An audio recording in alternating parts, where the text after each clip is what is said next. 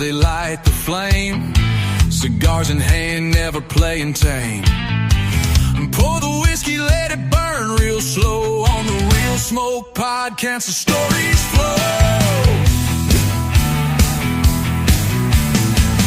Guess they're rolling with a spark in their eyes, talking life's truths and throwing lies.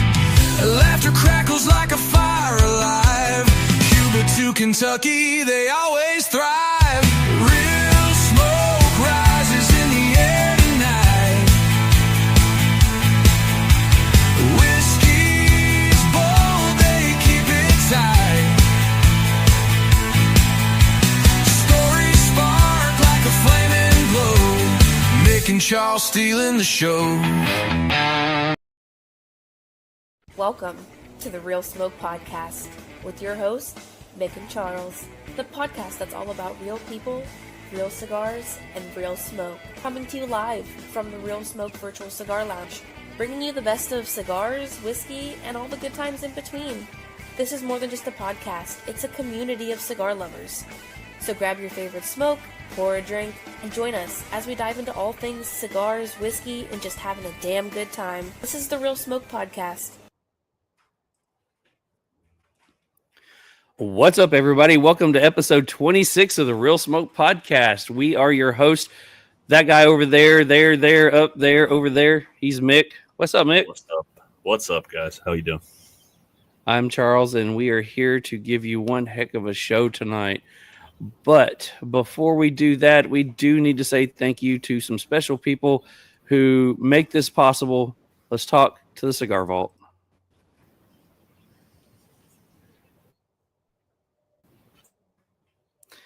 Let's see. Ooh, we have some technical difficulties. The Real Smoke Podcast is brought to you by the Cigar Vault Oakdale, your ultimate destination for premium cigars and unforgettable experiences. Whether you're a seasoned aficionado or just starting your cigar journey, they've got you covered. Find them on Instagram at Cigar Vault Oakdale or online at thecigarvault.com. Here's a treat for our listeners. Use promo code RealSmoke to save 10% on your next order. Let the Cigar Vault Oakdale unlock your next great cigar. Alrighty.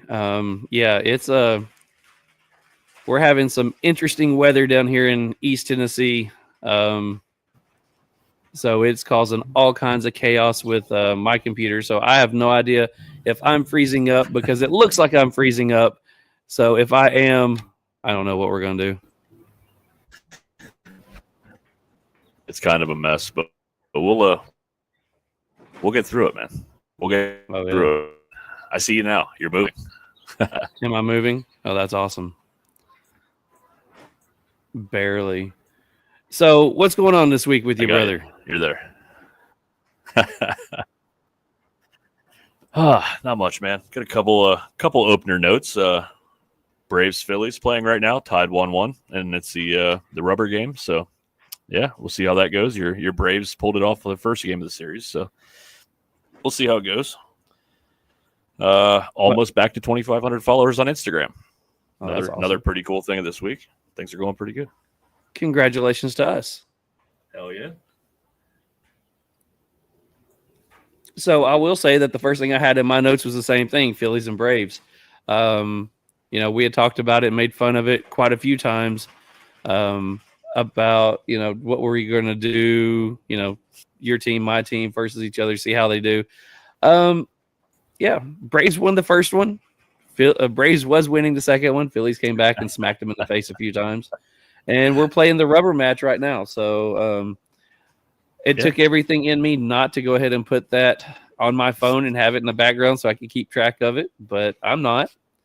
So I'll check out the score later. And if anybody that's in the comments wants to let us know what the score is throughout the podcast, hey, I would appreciate it. That'd be awesome. No worries here. Oh, yeah. So, Hatpalooza, we posted one out a couple of days ago. We're going to draw the name for that one, I think, tomorrow. And we'll post that one out there. And then next week, we will do the final hat that we have in stock. So, it actually made it here. it's in my car, but the storms and the flooding is so bad outside right now. I'm not going out to get it. So don't blame you. Yeah. I mean, I may run out there in a minute, but that would be kind of weird. So we'll find out. So next week, it'll probably be next week. So next week, the final hat for Hatpalooza will go out there, and we'll give away the final hat that we have from. And this one will be from a whiskey brand. So, and then in the next couple of weeks, we will put the feelers out there to see about getting another round of Hatpalooza started and seeing if we can get another. I think we did 13, 14 hats this time, and we'll see if we can get another 10 or 12 in and see if we can get those out to people.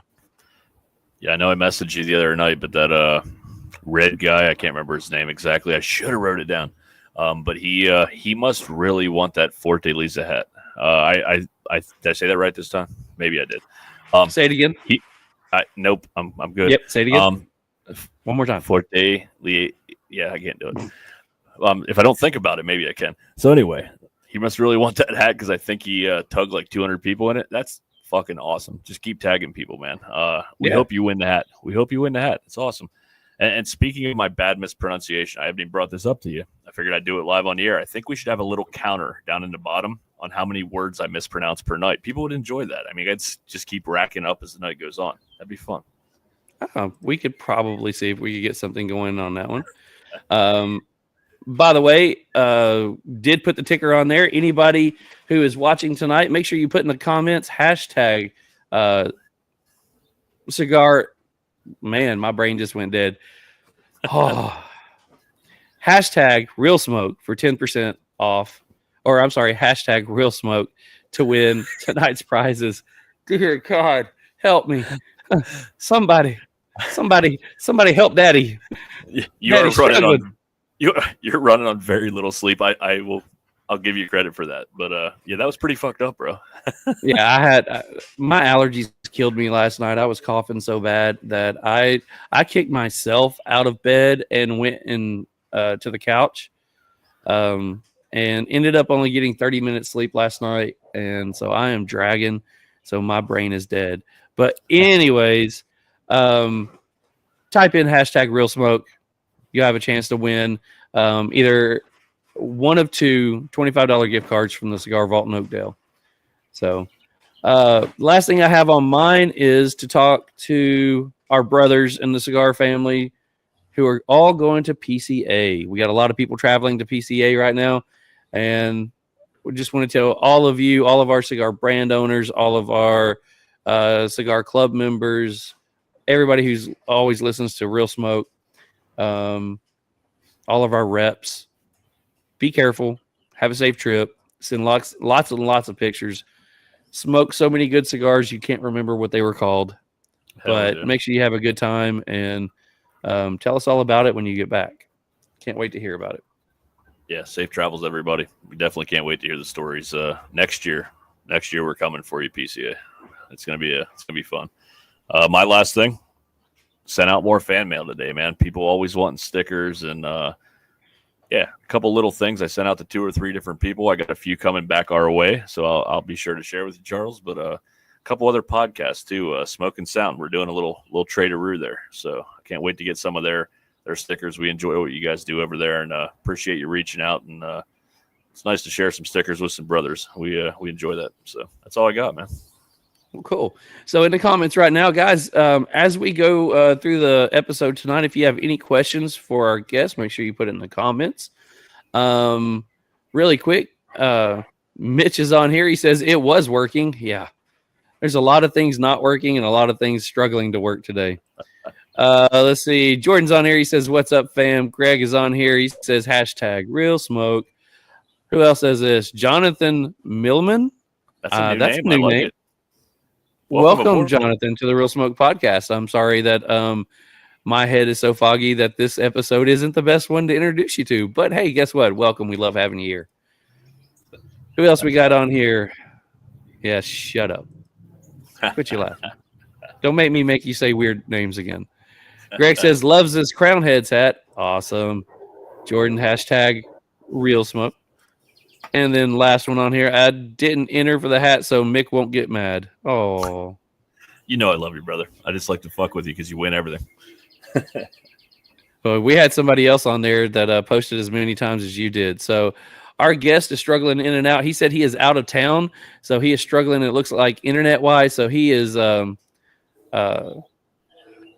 in and out of signal. So I mean, This could be fun.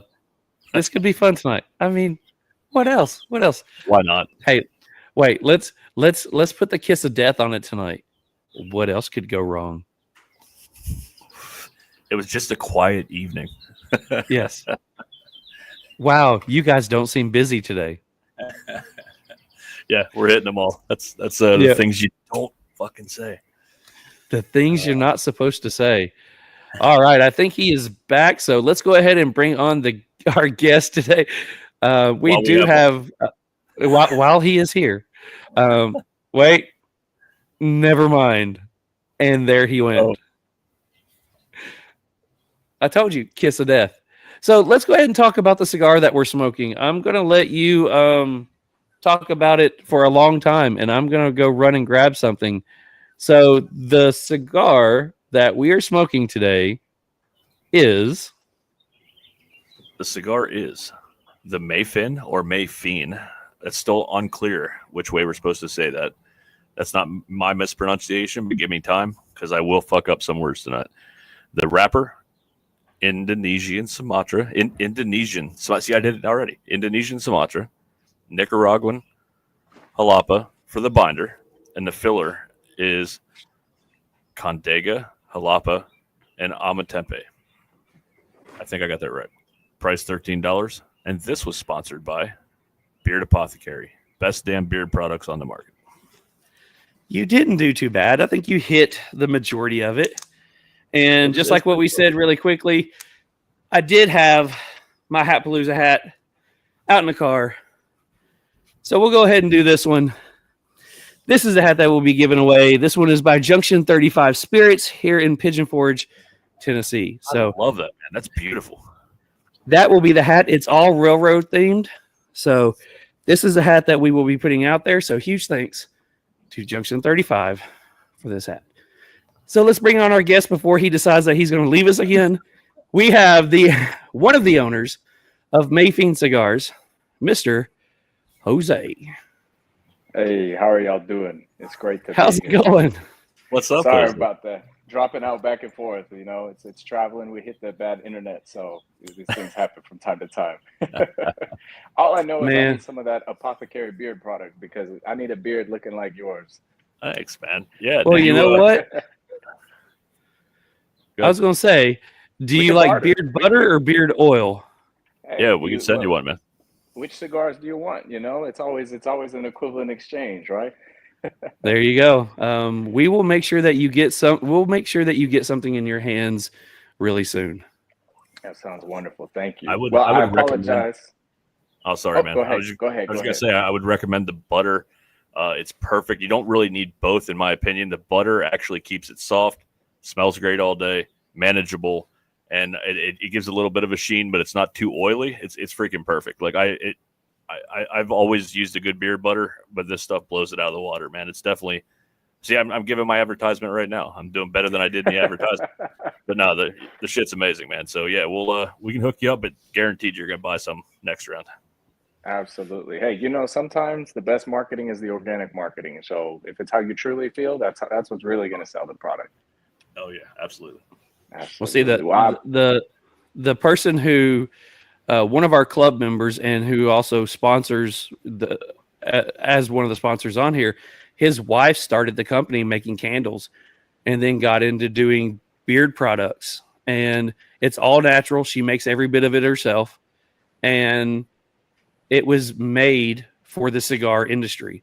She was selling it just to people who were in the cigar industry, and it's all scents and stuff like that complements the smell of a good cigar. So we tried it, we loved it, and that's all we use anymore. Absolutely. Well, hats off to her. It sounds like she created a wonderful product. She had a good product market fit. That's the key right there. Oh yeah. Yeah, because Absolutely. I mean, how many cigar smokers now have beards? More. We need more. Let's put it that way. I agree. That's right. Absolutely.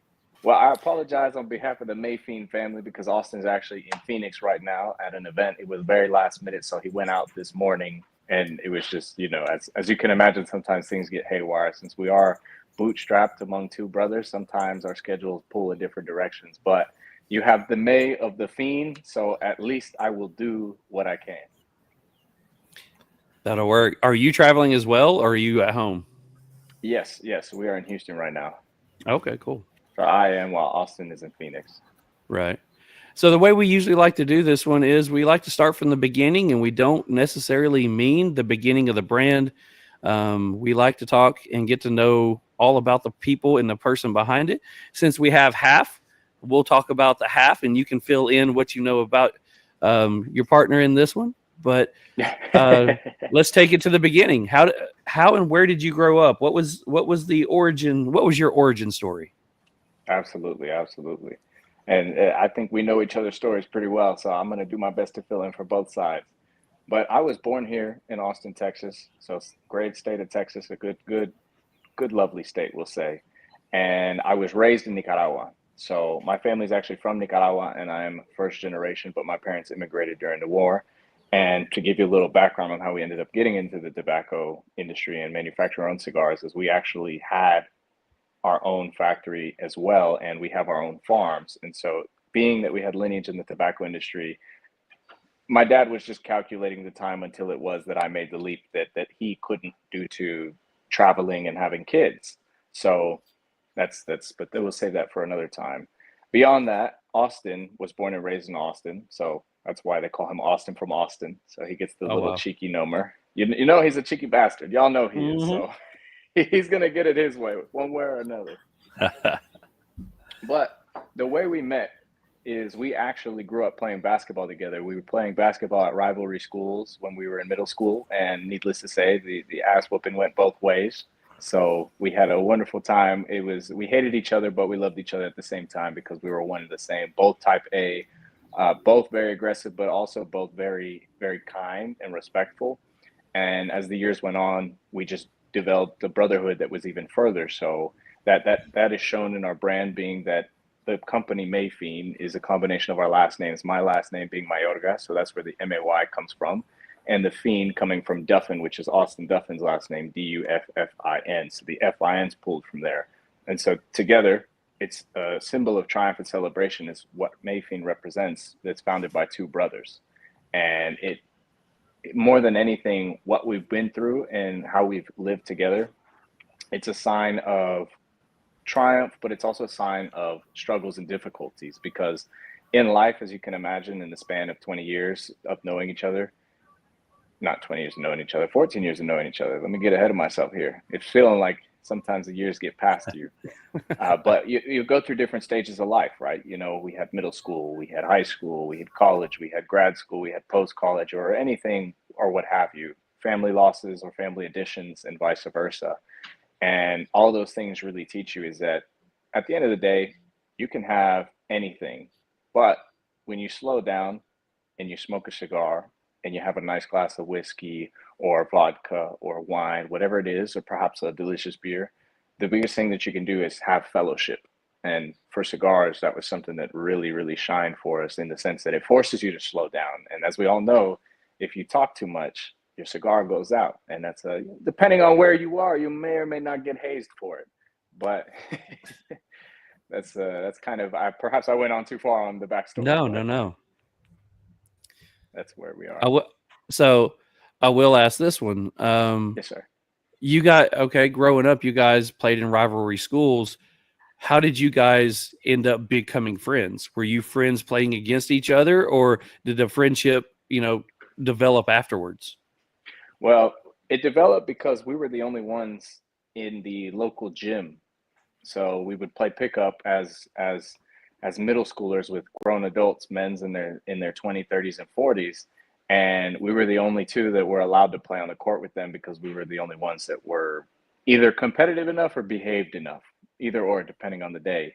So we kind of became teammates in that sense. But then when we went to go play basketball in high school, we actually played on the same team. So that Nice. that definitely helps. When we went from antagonistic to supporting roles, it definitely changed the dynamic.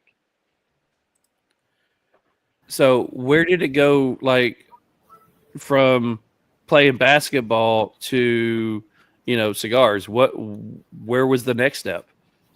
Absolutely. So I had always been smoking cigars. It had just being that it was in my family. I grew up around the tobacco space. So whether it was, I forget what we call them figurados where I'm from, but it's like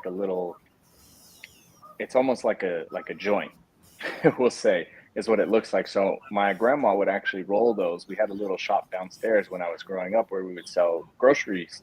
And so she would buy tobacco from where I grew up. It was in a southern region. So we would buy tobacco from brokers, not our own family, but from brokers in Esteli, because they would sell around the area. And my grandma, she didn't want to bother the family. She was like, I don't want these people to send me tobacco. And I said, that's fine. So she would buy and she would roll herself these small little figurados and she'd sell those. So it's something that I grew up around. But on top of that, one of the things that my dad did at an early age was try to expose me to agriculture, because he always wanted to be a hydro engineer, and he never had the opportunity. But there's a different application when it comes to that, at least in Nicaragua and Latin America, when it comes to agriculture. But what ended up happening was I introduced cigar smoking to Austin during the pandemic, actually. And what ended up being the case is that we were in different cities at the time, and we made it a point to once a week, we're going to sit. There's a local park in Austin, Texas called Zilker Park. And it's a nice big open area where you can see the sunset, you can see the city, but more than anything, the importance is that it's quiet, it's still, it's calm, it's peace. So during the pandemic, when everybody is quite literally panicking and it's chaos for what it's worth, we would make the point to sit down, smoke cigars, and perhaps try a craft beer or open a new bottle of whiskey or even experiment with some bottles of wine. And at that point in time, that's when the passion for, okay, we got to find a way to contribute to the community. The reason being, once we started doing this at Zilker, we started going from lounge to lounge, and we fell in love with the conversations that you can have. The fact that a cigar is going to remove the barrier between you and somebody else, because it doesn't matter who you are, where you're from, what you believe, or what you think of, or political, you name it, religious. It doesn't matter. You can talk about anything when you're in a cigar lounge. It is, and what stays in the lounge, what happens in the lounge stays in the lounge, which is something that we fell in love with, because a lot of times, especially as men, we feel that we can't talk about everything, and we also don't want to talk about everything. So that's kind of where the idea was, why can't we give back to the community in the way that the cigar community has given to us? So it's given us a safe space, and the last thing that we can't do is provide the best cigars around, in our opinions. And we dabbled with a different cigar companies. We even tried to do a subscription service online, and as we're here now, you could tell it wasn't as successful as we thought it would be. And Austin, being the genius he is, he said, hey, why aren't we manufacturing and selling our own cigars? And I said, you know what? That's a great idea. We have family that manufacture cigars and distribute cigars primarily in Europe and some parts of Asia.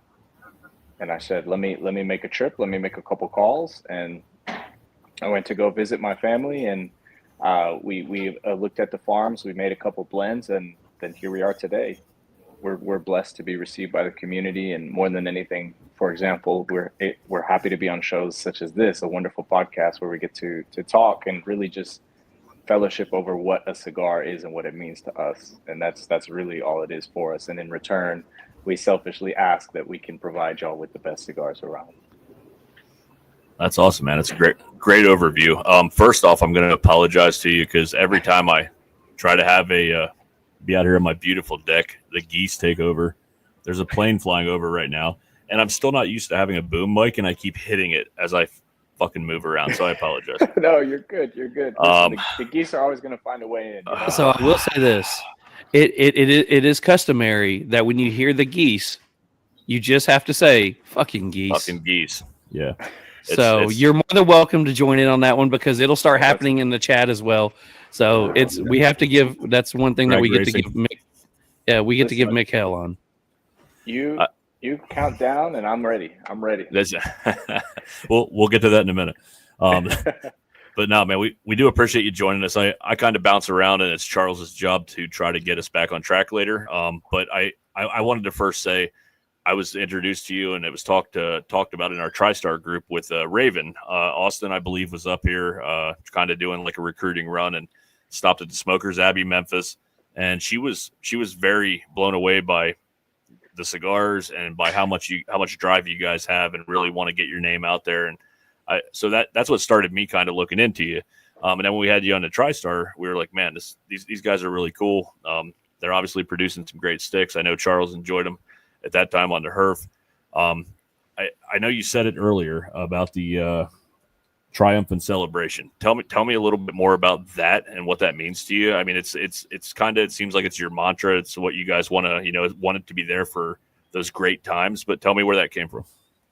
Absolutely. So, and it's kind of a contradiction in that sense, because we will smoke a cigar whether we're doing wonderfully or whether we're doing horribly. But the reason we nomered our saying or coined our saying as triumph, a symbol of triumph and celebration, is because when you smoke a cigar, it does have that feel of, okay, you are triumphing, you are celebrating, you are that NFL player who won, or that author who hit the New York Times best-selling list, you are an NBA player, you are an Olympian, or you're just celebrating perhaps a marriage, a wedding, a child, any occasion. And what that does is, if you pick up a stick of Mayfin and you're having a great day, or you pick up a stick of Mayfin and you're having a poor day, it's going to imbue you with that sense of triumph and celebration, because it's almost hard-coded in our DNA and to how I feel that when I smoke a cigar, I'm celebrating. I feel like I'm doing right. I'm doing well. And that's one of the things that helps us in life is that, even when you're doing poorly, you got to remind yourself that, hey, there is still something to celebrate. There is still something that we can do. And that's more or less why we went along that tangent. Now, it'd be nice too, right, if every day you're buying a new Porsche, Lamborghini, Ferrari, or best truck out there. But let's be real here, right? Every day is a symbol of triumph and celebration, because it's another day that we woke up, and it's another day that we get to go to sleep. I agree, man. Every day somebody asks how I'm doing, I'm like blessed and just happy I woke up breathing. So I mean, it's truly every day is a blessing, man. But yeah, the other part of that is, I know you touched on it. That cigars are such a great equalizer, man. Like it doesn't matter. I've heard it said by so many brand owners and brothers in the cigar industry that they're like, man, you could have a guy in there that works at McDonald's and a CEO of the biggest company in the world, and they're going to sit there and have a real conversation. And those moments you share, while you're having a great cigar is just such a fucking great thing, man. And that's why we love small brands and brands that are, we hope to see continued success, because it's guys like you and your brand that we want to promote and help get out there, man, because it's everything that we're all about as well. I mean, helping each other and just having fun along the way. Absolutely. Very well said. Couldn't say it better myself. So really quickly, anybody who's in the chat right now, or if you're watching on Rumble or on YouTube, make sure you put in the comments #RealSmoke for your chance to win 2 $25 gift cards from the Cigar Vault in Oakdale. So make sure you type in #RealSmoke. Also, if you have any questions or comments for Jose, make sure you put them in the comments as well. We will try to get to them. Rob jumped on here and said he's absolutely glad that I can talk tonight. He's full of it. He is not being honest. He was really hoping that I couldn't talk tonight. I lost my voice for the last 2 days from work, and I'm just now getting it back. And as you can tell, it's trying to go out again. But Mike jumped on here and said, "Brothers looking good. Mick and Charles are killing it." Huge thanks. And Cigar Dude podcast is on here. He says, "Gentlemen, what's up?" So anyways, I'm going to go back to you guys in the pandemic. I know that we've gone ahead a little bit, but I'm going to go back. You were talking about that you made it a point to set some time aside to go and have a cigar, maybe have a beer, have a drink or whatever. Were you introducing him to cigars, or was it you two were introducing each other to cigars? Was one of you more experienced than the other? Yes. It was myself introducing more so Austin to cigars, even though he had smoked cigars once or twice. It doesn't really count unless you have the full experience. Let's put it that way, right? So what was you smoking at the time that you was enjoying, and what did you find that he was smoking that he was enjoying? Man, you beat me to that. Damn it. And that's the important question, right? What are you smoking? That's what we should be worried about. At the time, I was smoking. If you ever get the chance to go to Nicaragua, they have these bootlegs of Hoya, like the classic Hoyas, and they're called Hoya de Esteli. So it's like a gimmick bootleg, but the thing is, they're actually really good. So the irony is that it's like buying that bootleg DVD back in the day. It still plays the movie, and it's still the movie. The difference is the quality might be a little dimmed down, but you can still get the point. And that was my introduction to him, because it was a well-balanced Nicaraguan cigar. The quality of the tobacco is still there, even if it has a couple imperfections. And it doesn't hurt you if you don't smoke the whole thing or if you don't like it. So, us as cigar connoisseurs, we're mindful of, okay, are you actually going to smoke the stick? Is it something that you will appreciate? And so that's kind of where I made the introduction there, because you get a good spice from the Nicaraguan tobacco, but it's a more mellow, because they generally use an Ecuadorian wrapper, so that helps a little bit in terms of dialing it down, because as we all know, Nicaraguan tobacco can be pretty harsh. But from there, that's where the branch completely split. I'm a very bold and heavy smoker. I'm all about my Maduros. I want to taste the dirt. I want to taste the pepper. I want it to rip my face off when I smoke it. I want to feel the back of my ears heat up. Like, that's how I know it's a good stick. And that's hence why Primaria, as is the featured cigar of the day, is the cigar that I blended, because even though it's not all the way super duper bold, it's still more on the bold spectrum. While Austin completely went hard left. I wouldn't say all the way hard left, but kind of in the between. Austin prefers medium cigars. For example, an AVO, I forget the name, but it's the orange label was among his favorites. We would always find a middle ground on a good Amazon basin. And Plasencia, for example, 146, 149 is right up my alley. Even though it's a little lighter, that's something that I think very much accentuates the flavor profile that I'm fond of. Macanudo Cafe is a good one for Austin as well. Sticks that are just consistent. Yeah, you'll find that in time, Austin is actually a fan of Dominican tobacco, and that's why the cigar that he blended, Tiempo 211, includes Dominican tobacco in the filler, because it adds that sense of nuttiness and sometimes a little bit of fruitfulness, depending on what farm you're getting your tobacco from. So did you find especially when he was going with Austin, did you find any certain cigars that he absolutely hated? And not knocking any brand, it's just not his palate. But, you're introducing him to some, what you would consider, dude, you got to try this. I love this cigar. And he's like, no. That's a hard one. See, we get to talk about him. He's not on here, so we get to talk about him. Right. This is your chance. This is my chance. Let me get back to him for all these years, all the times that he dunked on me, right? That's a good question, because here's the thing: Austin's never going to tell you if he hates something. He'll tell you like it's not bad. That's his sample. Man, honestly, I'm going to say anything on the light scale, because he can vibe with more Maduro cigars, even a double Maduro. But anything that's very light, a Connecticut, especially a longer length of a Connecticut, say a Churchill in a Connecticut. And Plasencia is one of my favorite cigar brands, but the Plasencia, the classic line with the white label.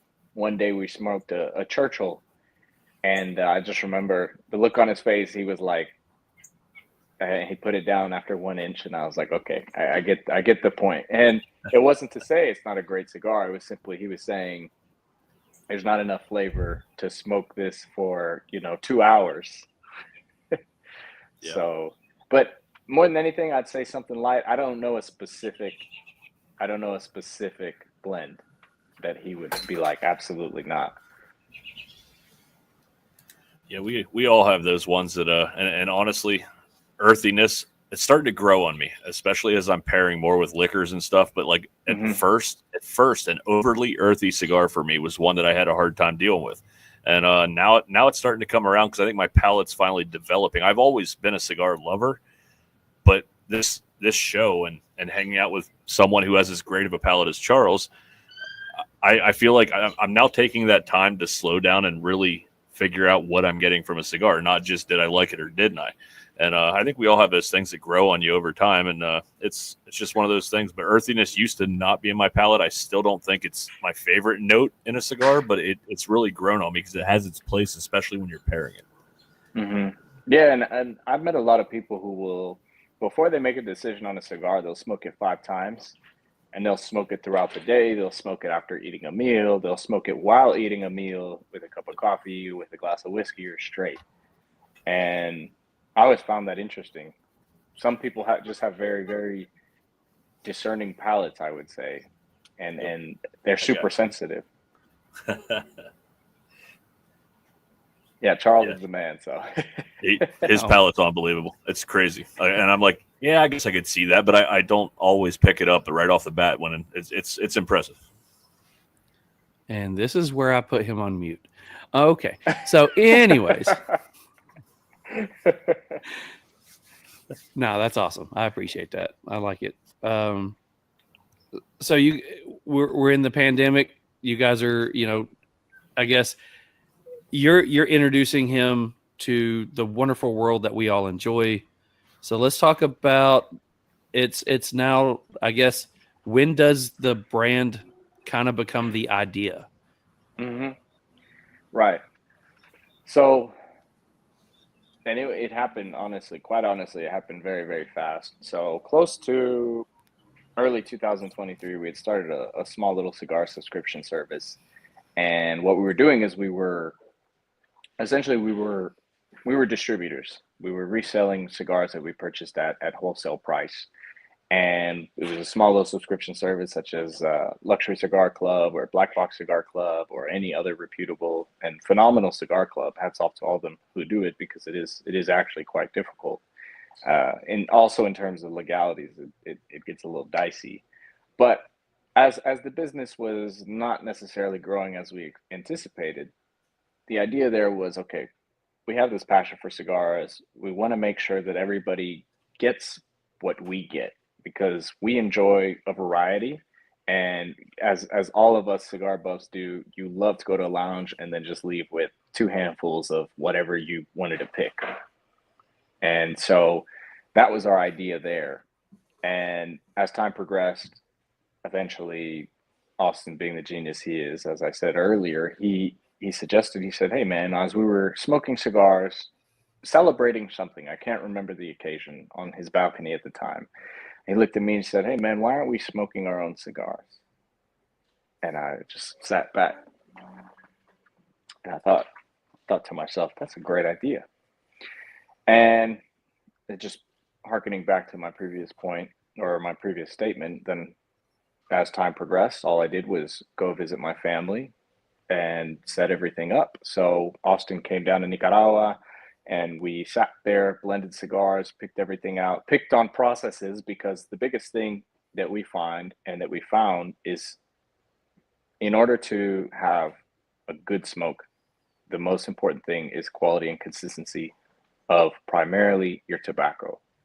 You can have the best construction in the world, you can have the best blend in the world, but if you mistreat your tobacco, you're going to be in a world of hurt and you're going to be in a world of pain. And since we've been growing tobacco for over 30 years in my family, but we've been manufacturing for around 15. So the key here is, since we're not a large manufacturer, we get the time and attention that's required to keep quality and consistency at bay when it comes to manufacturing. And that's where we pride ourselves. So that being said, Austin and I ripped each other's heads off blending our cigars, because, as you know, we have contradictory palates. So that was that's kind of that was where I was going next. Yeah. Let's talk about the first experience of you guys actually going down there. One, you're going down there and you're in your family's factory. So Correct. what did your family think about that? I know they had to be honored and excited, but how did it go between you two? Because I mean, you're friends, but you're close like brothers. So that had to have some pretty funny interactions trying to figure out what you guys were going to bring to the public. Yeah, looking at each other's faces from the opposing side of the table when we smoked every stick, it was just kind of like, very clear, very transparent. It was, what do you think? I hate it. Okay, well, I love it. All right, next. And then once the nicotine fatigue starts setting in, your heart starts pounding, your head starts hurting, and you're like, I need some sugar. That's when the real fun stuff comes to bay. So at the time, we were probably smoking anywhere between not full cigars, but we were puffing on something around 25 to 30 cigars a day. So that was that. You can imagine the main point of argument is, what are you tasting? Like, what are the notes that you're getting? Because overall, okay, we can say bold, we can say medium, we can say light, or we can say full body, or we can say no body. But the key is, for example, I can ask you right now as well, Charles, what do you taste when you smoke our cigar? That's the most important thing. And if you're tired, if you're hungry, if you're too buzzed on nicotine, then it's going to quickly just become I taste cherry. And it's like, no, you're dumb. I taste apple. It's like, well, you're definitely an idiot because there's no apple in tobacco. And it's like, well, what do you mean there's no apple in tobacco? So all subjective. All subjective. Correct. It's and it does play a big part in what you ate or that's something that me and Charles talk about all the time. I typically pair my cigars, and I usually smoke after I have a meal. I know Charles likes to smoke before he eats for the day, or before he really eats or drinks anything, and it's all subjective on how you pull those flavors out for sure. Correct. But and even then, fruits is huge. Yeah. Did you eat fruits that day? What did you eat? Yep, it all plays a part in it for sure. So I'm actually going to back up. I usually don't do this, so I'm going to ask you about your families. I usually get way ahead of the game, so I'm going to back up here. So your family has owned these fields forever, or has been in Nicaragua. Tell us about so have they produced for other brands, or have they been rolling? You said they've been actually making cigars for a while. So how did that actually play into your decision? And what were their thoughts on you guys starting your own company? Absolutely, yeah, and that's a good question because in my family we've been growing coffee, we've been growing cocoa, so it's been an agricultural journey and experience, to say the least. There was even some stints in rice and beans, but those are not as fun. So those are cash crops that you can quickly lose all your cash on. And so when it came to tobacco itself it's a very good and strong crop, even though you have a variety of natural variations that are susceptible to different pests and bacteria. It was something that quickly took traction because of how quickly the cigar industry shifted, when the embargo was placed on Cuba. So Nicaragua, being one of the top 3 tobacco producing countries in the world, is huge, and I think that my family had the perfect timing to take advantage of that, and trajectory as well. Positioning is very important, so we're very grateful for that. And that being said, they were very happy to hear from us. They were very happy at the opportunity. They expected it, they just didn't know when, and I had no clue. This was their plan all along, right? That's awesome. Yes. The main thing here was, even though it's family, the biggest thing is, are we doing what we're doing right?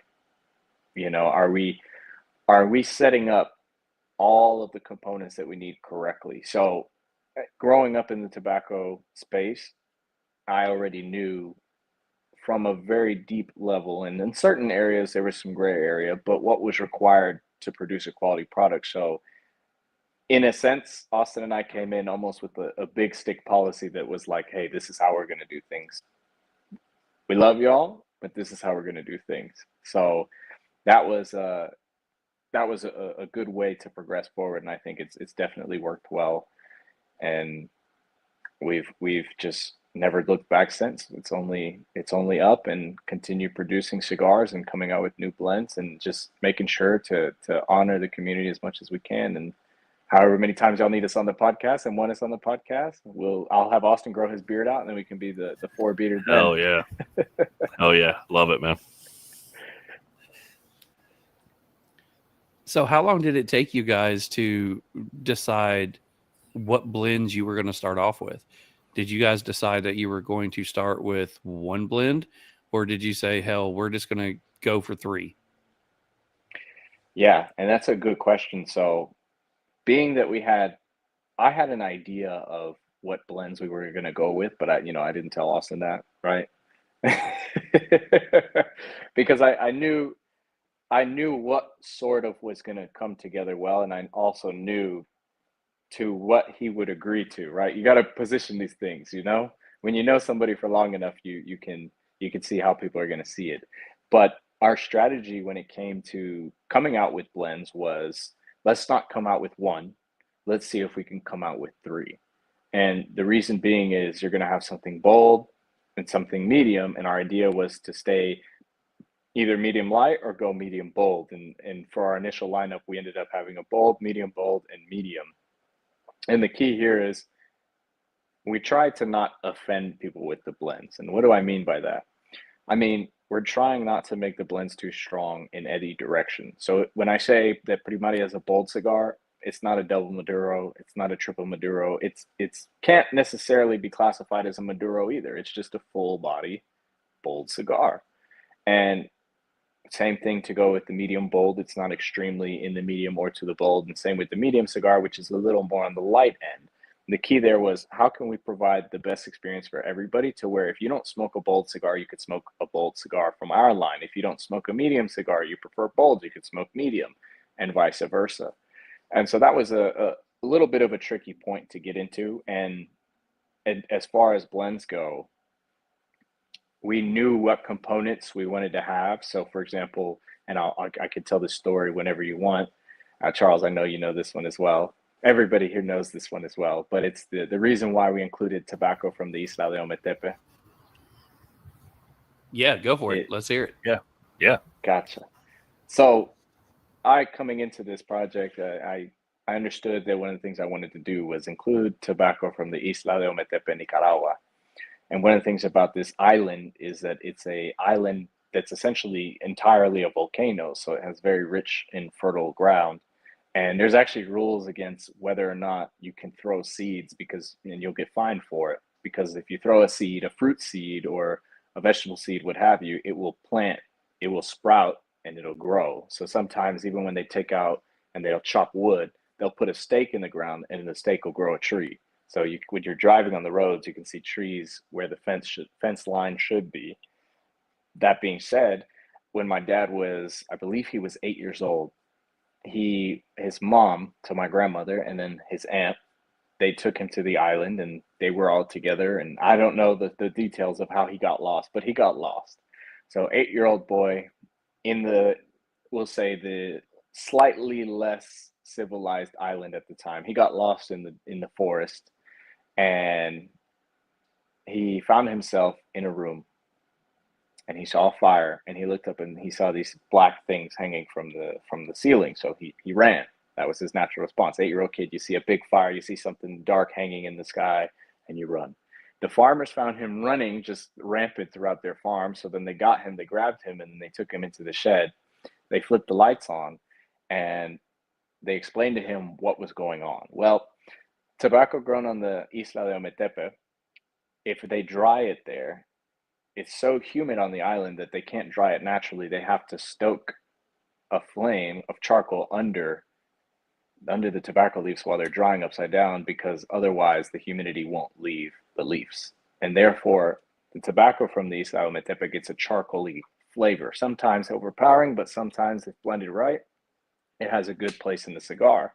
And so my dad said, growing up from an early age, if I ever decided to put our name on a cigar, to promise him that I would put tobacco from the Isla de Ometepe. And that's how graciously Primaria was born. So grateful that Austin let me blend that entirely. So, but it turns out that that's his favorite cigar now. So, and he'll tell you too. Oh wow, that's awesome. That's an amazing story, man. It's crazy how knowing what kind of soil you're planting in and the agriculture and everything that goes into it. Because I know about rotating crops and it all has to be done. And it's just amazing how much time and the years of effort by everybody in this industry that had to learn, basically what's going to make this the way we want it to produce what we want as an end result. So that's incredible story, man. Correct. And that's a good point. Now that I think about it, I like the way you framed it because it is true. Off the top of my head, aside from tea, I cannot consider a crop. Well, aside from tea and coffee, I can't consider a crop besides tea, coffee, and tobacco that required so much or has taken so much time into attention into soil and processing. Yeah. It seems like all those years of people ahead of us, ahead of you, ahead of everybody in the cigar industry that have figured out exactly what they need to do to make that the best product they can produce and to make that end result what they want it to be. It's just amazing to me. Absolutely. And quite honestly, it's always a very humbling experience because you have companies and brands that have been here for over 100 years. And it's almost jaw dropping to think how much knowledge have they passed along, whether it's in their family or in their company, things that we, in the small period of time that we've been around on this earth, yet alone smoking cigars, could even imagine what it took to get there, but also what do they actually know and how deeply they know it versus us. We smoke a cigar and say, it's got like a chocolate covered strawberry flavor on the high note on the retrohale. Yep. Versus perhaps somebody with that experience can say, this is exactly why it has that note on the retrohale. Yeah, it's an amazing way to put it, man. It's always that person that's been doing it forever. That's what they tried to create with that blend. It blows my mind. I just like cigars, man. I mean, I know what I like, but why do you like it? It's impressive how far that goes and how deep it goes into especially the growing side of it. Absolutely. So you just made me think of a question when you were talking about your family. What were some of, your family's been in the tobacco industry for forever. So what were some of the experiences that you had with your family and growing up with it? What were some of the lessons that you learned from your family when it came time to, I guess, learn or get your feet wet in tobacco? Yeah, absolutely. That's a great question. The first one that comes in my head is beware of tobacco beetles.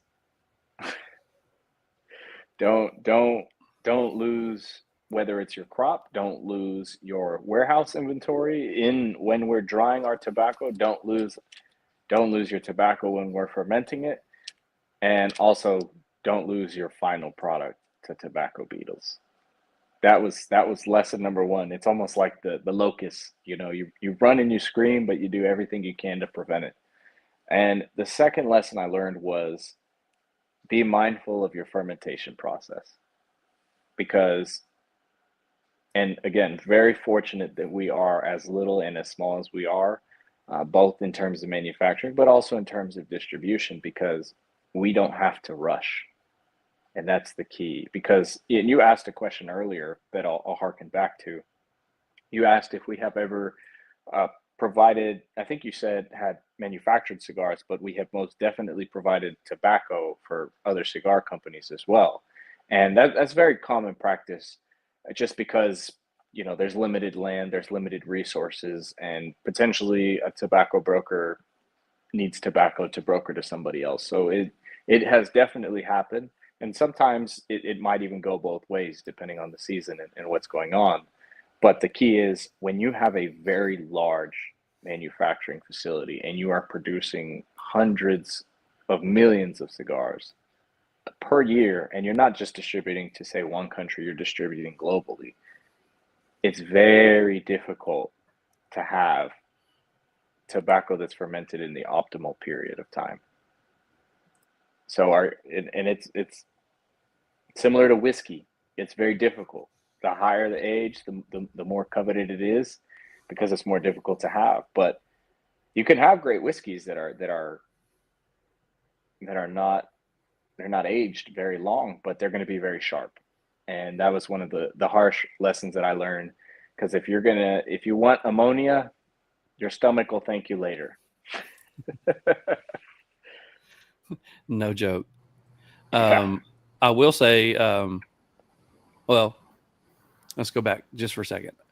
What was one of your favorite experiences, growing up with a family who was, doing cigars, doing tobacco? As a kid growing up and seeing this, what was one of your favorite experiences? My favorite one, like I was saying earlier, was my grandmother rolling the little we could call them cigarillos. They have a specific name, but it's escaping me right now. And seeing her just kind of sit there, they're short fillers, so she had a little mill, almost like one of those old school coffee mills that has a little wooden box on the bottom. And so she would grind the tobacco, she'd put it in the drawer, and then she'd just cut a little long sliver, put it down on the table, roll it, and she'd put 3 in a bag. And it was almost like Tootsie Rolls. And that was one of my favorite memories, because she couldn't keep up. She'd have a little bowl, put the ball on the counter, and then boom, it's gone. Because these are fresh hand rolled cigars, or cigarillos. They're small, they're simple, and they're quick to smoke.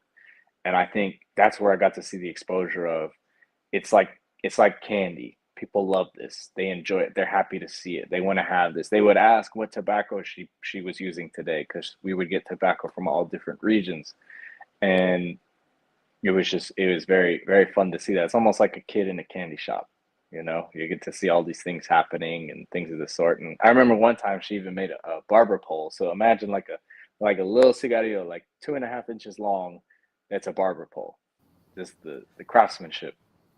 Yeah, that's exactly the word I was just going to use, man. The craftsmanship had to be amazing. And I could see that, man, that hand-rolled product right in front of you. That's just amazing.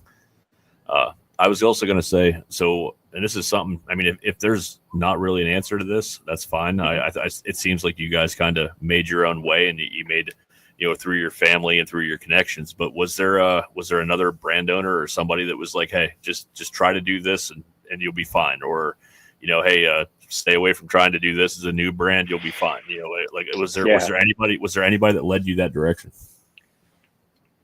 I will say yes, but I'm going to caveat this and say it wasn't brand owners or cigar companies for that matter. Okay. Excuse me. It was actually cigar lounges. Okay. And we still do it to this day. One of the biggest things that we do is when we go into a cigar lounge, we're not there to sell cigars. We're not even really there to talk about our cigars. We're there to get to know the community and the environment and what that lounge is about. And if we get the opportunity to meet the manager or perhaps the owner and poke their brain for what was their experience in the tobacco industry or the cigar industry, depending on where they came in. And so what that allowed us to do is we learned very early and very quickly, and we're still doing it to this day, where, hey, these are the things that you should stay away from. These are the things that we don't like to see. These are the sticks that move well. These are the sticks that don't move well. And then also it comes down to the wire of when it comes to manufacturing cigars, and you have to, if you want to be ahead of the curve, you have to be in the game. You can't be relaxing in your factory. You got to be in the market and see what people are enjoying and what people are smoking. So the same thing happens where we're not the retailer, we're the manufacturer. So the question is, what do you want to see from us? And how can we help you succeed? Because ultimately, it goes both ways. Absolutely, and definitely a two-way street. That's well put, man. That's kind of brilliant in my opinion, because you went right to the consumer, or the person carrying the cigars, to the consumer, and kind of saw what was working and what wasn't, and played it to your advantage, man. That's fucking brilliant. Correct. And the Primaria, the cigar that y'all are smoking on, I believe you're smoking on, but at least the featured cigar, right? The 660. The story behind that is when we first launched the Primaria, it was a 52 by 5 torpedo, which we still have. It's the first cigar to get two different sizes. So it first came out as a 52 by 5 torpedo, and then it's the first cigar that we added a new size for, strictly because everybody across the board said, give this to me in a bigger size. And interestingly enough, Primaria, the 52 by 5 torpedo, was our slowest selling cigar. And now we can't keep 660s off the shelf because they are just, or on the shelf because they are just flying through. So, and that's simply because everybody said, give me a 660, give it to me in a bigger size. I like the bold, but give it to me in a bigger size. And so it quickly climbed the ranks, we will say. Very impressive. Yeah, the cigar that we are smoking tonight is the smaller one. We're smoking the torpedo. Me personally, I'm the one that's going to say, give it to me in a smaller size. Correct. If I'm looking for a cigar and I really want to start getting the flavor notes, I love looking for a brand that has a certain cigar in a Corona. I will go for that Corona and try it out and see what it's like. Because for me, I love a good Toro. I love a good Robusto. But also like trying things out in that Corona size. I tend to get a lot more flavor in that Corona size. And I think I told you this last time we spoke, Charles. It's we blend to a Corona size. So, do you know? Yeah, I mean it. This one right here would be a fantastic cigar in a Corona size. So we talked about the past. Let's go where you're at now. Let's talk about what is in your core line now. I know you have 3 major ones in the core line, but you also have some smaller size ones. So I think you got 5 total. Yes, sir. That's correct. All right, so let's talk about them. All right, perfect. And then I like the future conversation as well, because we got some stuff coming up in the pipeline. Hopefully, we'll have some new blends hitting y'all's doorsteps in beginning of 2026 if everything goes well. Nice. But we currently, and I'm going to apologize because I don't have everything in front of me today, but I have Primaria in front of me, and then I have my other lines, a couple sample blends that we're working on as well, if y'all want to get into those, which I think we talked about last time as well. Yeah. But so we have 3 main core lines. Actually, I do have a few more here. So we have 3 core lines. We have something bold, something medium, and something medium bold, as I had mentioned earlier. And I'll give you the story behind the blends while I tell you the blends a little bit as well. So Primaria was the cigar that I blended, and graciously Austin let me blend it to the entirety, so that helped. He gave his critical feedback at the most important times. Then we have Tiempo 211, which is a medium cigar. That's a cigar that Austin blended. It has a red label on it. Again, I apologize, I don't have one with me since we are traveling. And then we have a medium bold cigar by the name of Platino, and that's our premium cigar. And then we have 2 cigarillos. I have both of them in front of me right here. So we have Tempranillo, which was inspired by the Tempranillo wine, and I'll break that down later as we go. And then Veloz, which means speed. It's meant to be a short and quick smoke, which is the sister, we'll say, to Tempranillo. So we have an Ecuadorian Rosado and then an Ecuadorian Maduro. So the reason for that is either you want something bold or you want something light. It makes your decision binary, and it makes your life easy because we all do not need more stress. So did y'all want me to cover the blends, or how far y'all need me to go? As deep as you want to go, brother. The show is we usually say it's leading into it, man. It's as much your show as it is ours. So however you want to go, man, let's sell your product, brother. 100%. You're the co-host on this thing, so we're following your lead. Absolutely. Well, I appreciate that. Thank you very much. So I'll start from the top then. We'll go bold. So this is Primaria. This is the 660 version, because we do have another size that's going to be a 52 by 5 torpedo, which y'all are enjoying as well. And if I were to take my pick, I'd say I prefer the 52 by 5. That's just personal preference. Everybody else, for the vast majority, is enjoying a 660, which I'm not mad at. Everybody's going to have what they like. Now, the wrapper on this one is going to be an Indonesian Sumatra It's going to be a oscuro wrapper. And the key here is that rather than being a mediano or just a standard wrapper, it's going to be a little more darker. So it's going to give you a little more bold flavor, but it's not going to kick through too much. So you're going to get notes of baking spice, a little bit of cinnamon, a little bit of nutmeg. Then the binder on this one's going to be Nicaragua Jalapa. And then the filler, harkening back to my story earlier, is going to be Nicaragua Condella, Jalapa, and Ometepe. So Ometepe was included in there so that we could add a nice charcoal flavor, but not make the cigar too spicy. The reason for that is because, again, earlier, as I was saying, we don't want to offend anybody's palate. We don't want to have anything that's too strong or overwhelming in any flavor, at least when we initially began.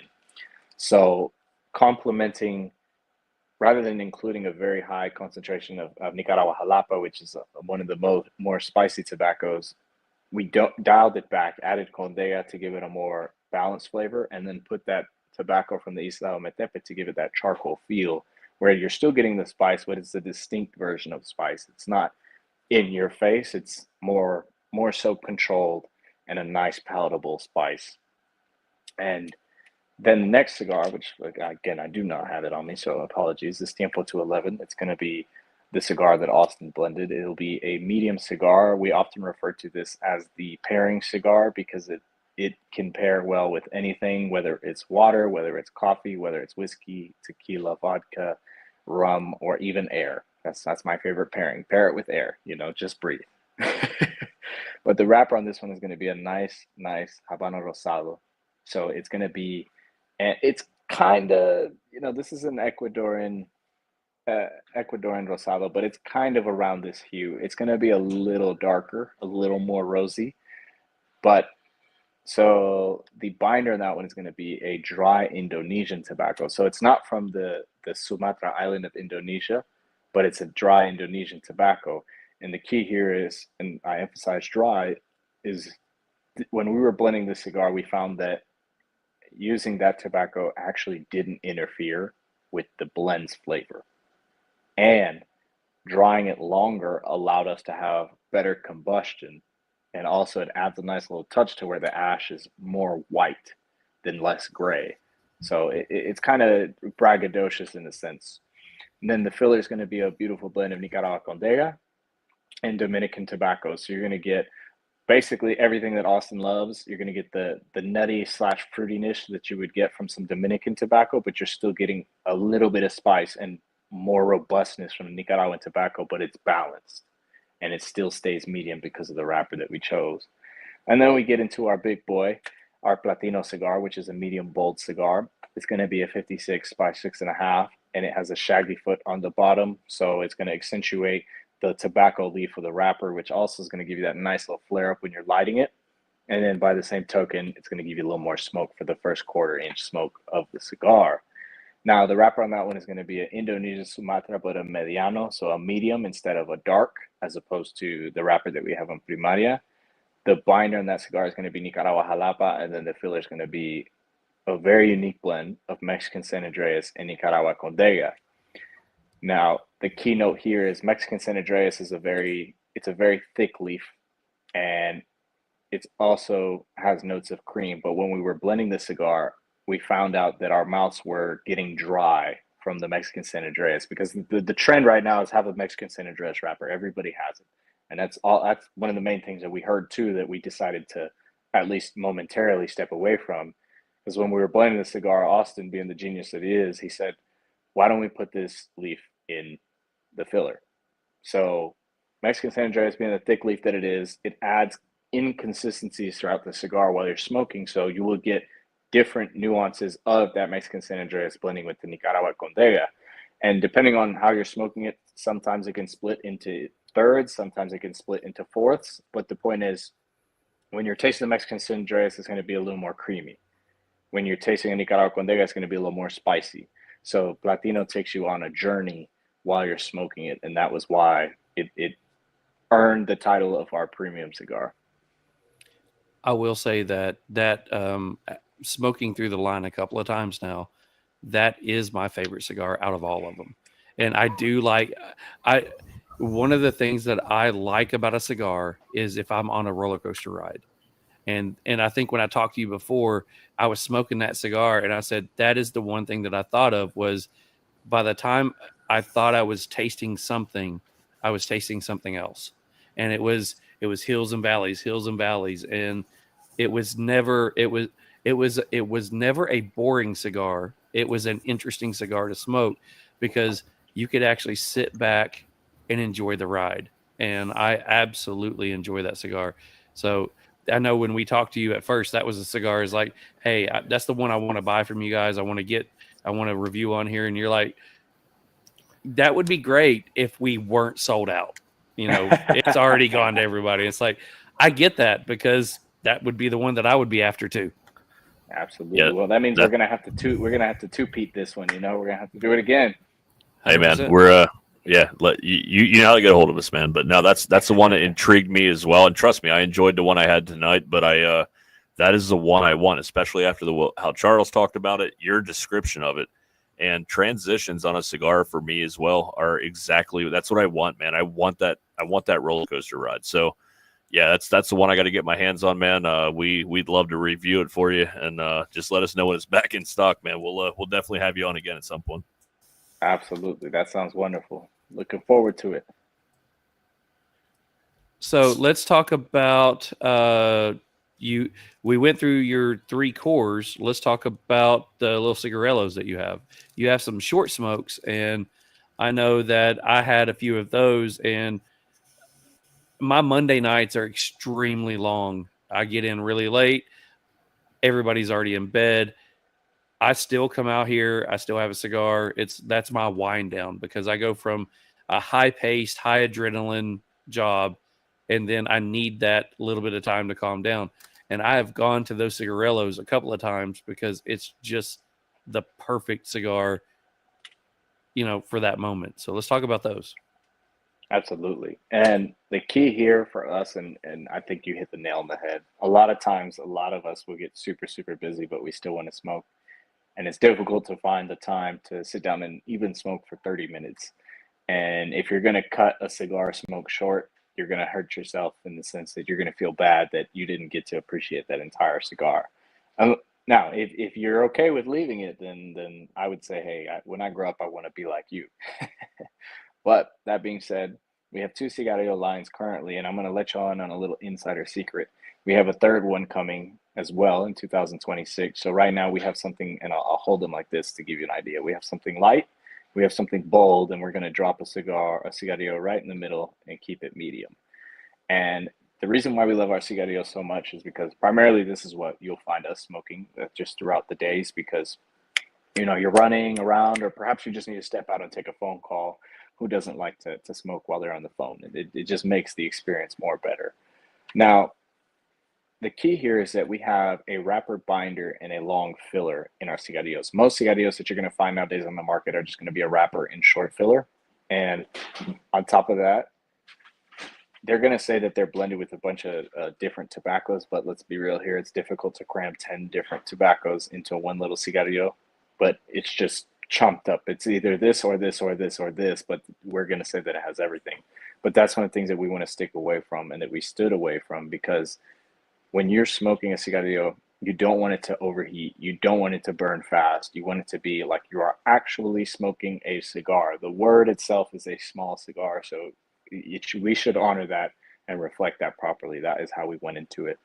So this is going to be our light cigarillo. It's called Tempranillo. So earlier when we were talking about when we first started smoking cigars together, I mentioned that one of the pairings that we chose to pair with was wine at one point in time. And me being a proponent of bold things, I like Tempranillo wines because they're going to have more earthy notes. And Tempranillo comes from a grape that essentially ripens early in season. And so early, we were trying to make the analogy here, right? Early, you smoke this early because it's quick. That's kind of what we were going for because since it matures quickly, you can smoke this quickly. So that was the idea. It's a quick smoke. The ring gauge on this is going to be 32 and the length is going to be 4.2. So it's essentially what we modeled it after actually was the Hoya red and black and the other Hoya lines because those were the sizes that we love the most. It's going to get you a nice 15, 20 minute smoke. The wrapper on this one is going to be Ecuadorian Rosado. The binder is going to be the same dry Indonesian tobacco that's actually on Tiempo 211. And then the filler on this one is going to be Nicaragua Condega. So I'm going to let y'all in on a little secret as well. And Nicaragua Condega is generally from the Condega region. That tobacco is going to be more balanced. It's going to be less spicy. So the keynote with this cigar or cigarillo, and I will say on the retro halo, it is very spicy. But while it's in your mouth, it's very calm, it's very light, and it pairs perfectly with something that is very heavy, whether it's a strong black cup of coffee or a Tempranillo wine or a glass of whiskey that's cask strength. That was the goal with this cigar or the cigarillo. It was to keep it light so that you can pair it with something bold, but still give it a nice spice to it, something that gives it life. So I will say this, when we were talking before with the Herf, you were talking about the Tempranillo would be great with wine. So the next night, I'm not a wine drinker. Mick is the resident wine drinker. I came out here. I had me a whiskey that was double aged in a sherry cask. So I had a lower proof cask strength sherry cask finish whiskey, and I smoked it with that one. Phenomenal. You definitely could pick up the wine notes. It had the spice. It had a little bit of spice on the retro, which balanced well with it, but it wasn't something that was overpowering on the palate that made it to where the whiskey was overpowering or the cigar was overpowering. They blended well together. So that was as close to wine as I wanted to get, and it paired fantastically with it. Man, that's great to hear. That's exactly what we're shooting for. Now that it's been confirmed, there are no conspiracies. I will say I have not tried. I have a few more of your cigars in the house, so I will have to get to that. But I do enjoy some of my favorite cigar pairing moments have been with a dry red wine. I'm a big Cab Sauv fan, and a Maduro or a dark, medium plus cigar with a good glass of Cab Sauv has been some of my favorite pairing moments. I mean, typically for our shows and stuff, I'll do a little bit of rum or tequila or occasionally a craft beer. But honestly, my favorite pairings have been with red wine. And I know it's not a hugely popular opinion, but it's one of my favorite pairings. I think it blends and bounces off each other so perfectly. Well, Mick, maybe you're gonna have to come out with your own cigar aficionado wine. It might be a thing, right? Might be a thing. Might be down the pipeline. That's true.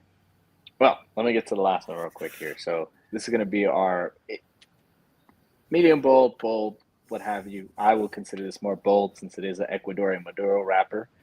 Then the binder on this one is going to be Nicaragua Condega, and the filler is going to be Nicaragua Ometepe. So the key here is this is knock your socks off in a small little short smoke. This is like you're drinking coffee with milk and you need some sugar, and this is your sugar or honey, depending on how you season your coffee. Now, that being said, this cigarillo is called Veloz, and the reason for that is it translates to speed. And so it means that you could smoke it quickly. And if you'll notice, the color of the wrapper, the label is actually, it's designed to be the color of, say, a orange sports car.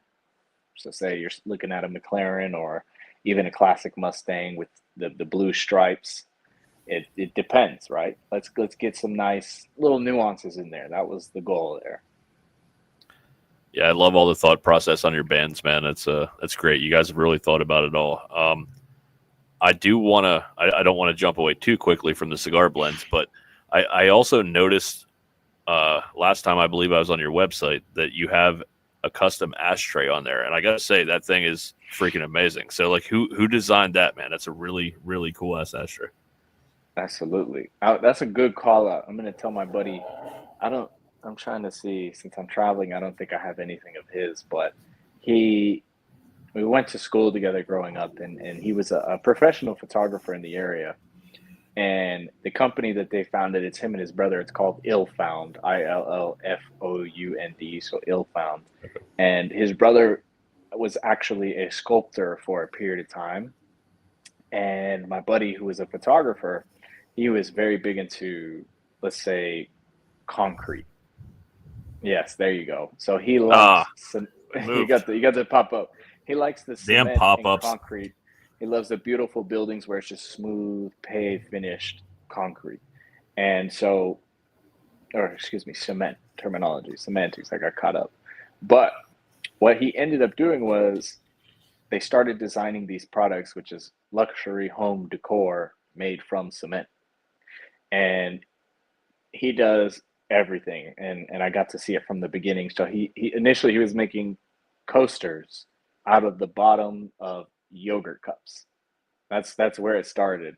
And then eventually he got to the point where he actually last month he just did his first wholesale sale to a boutique in New York, which is in Manhattan. So that was a big deal. He was very excited for that. But he makes all things between wine holders, ashtrays, cup holders, and that's a specific ashtray that when I sat down with him and had a cup of coffee one morning, I said, "Hey, I want an ashtray. What can you make for us?" And he said, "What do you want it to be inspired by?" And I said, "Think of a castle."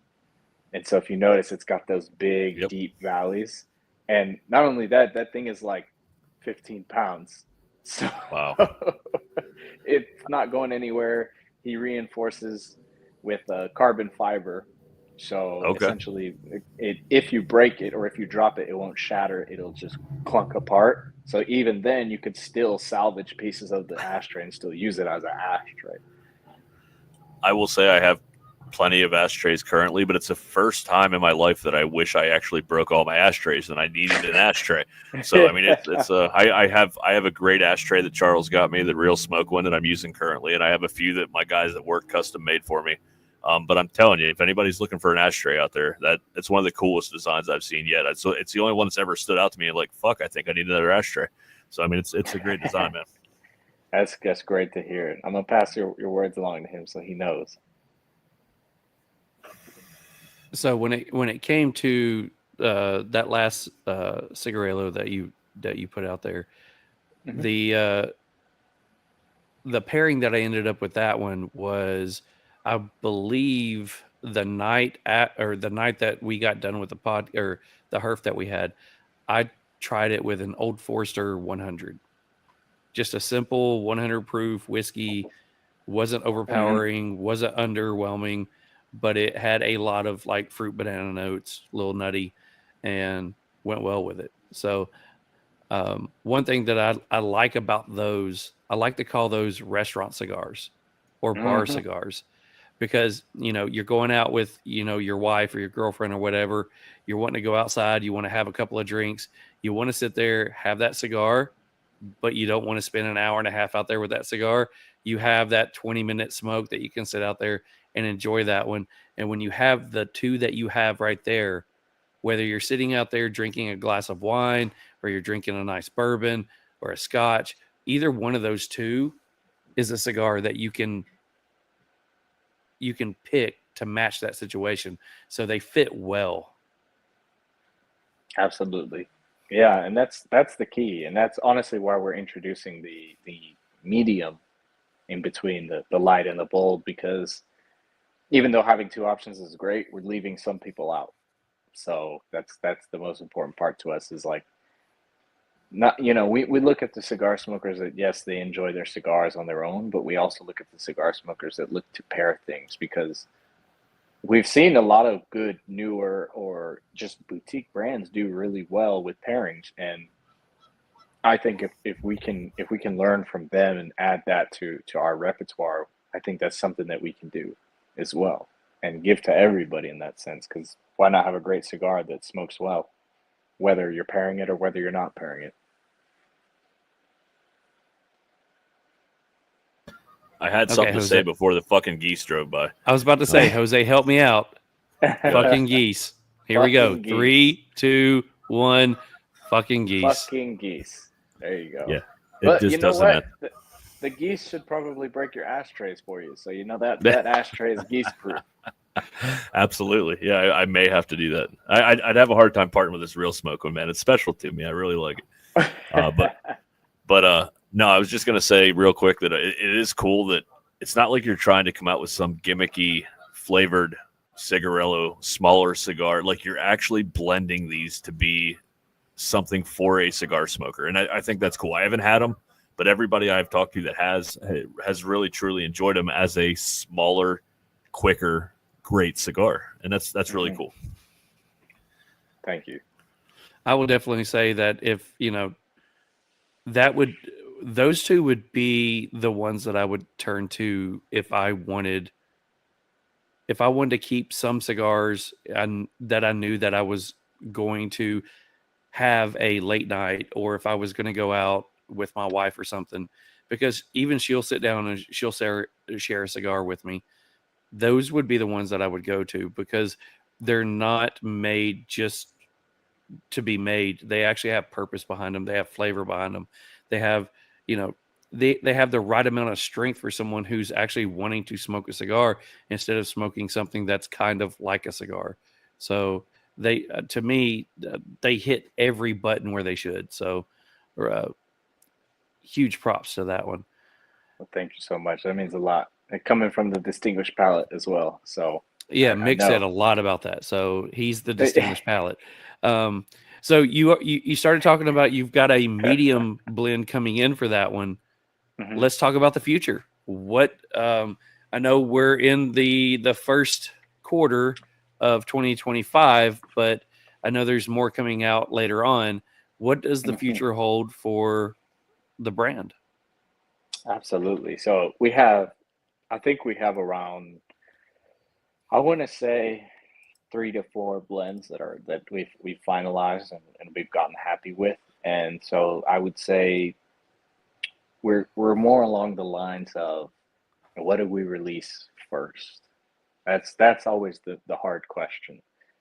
And it also matters kind of where the lounges are, because you have different parts of the US where, since we only distribute in the US currently, where they do prefer certain types of cigars over other cigars, whether it's a bold cigar, whether it's a cigar that's primarily Nicaraguan tobacco, and different parts of spice as well. So right now we're in between either launching our true Connecticut or a true Maduro. And the reason I use the word true is because a lot of people refer to our medium cigar as a Connecticut, but a lot of people will also refer to our bold cigar as a Maduro.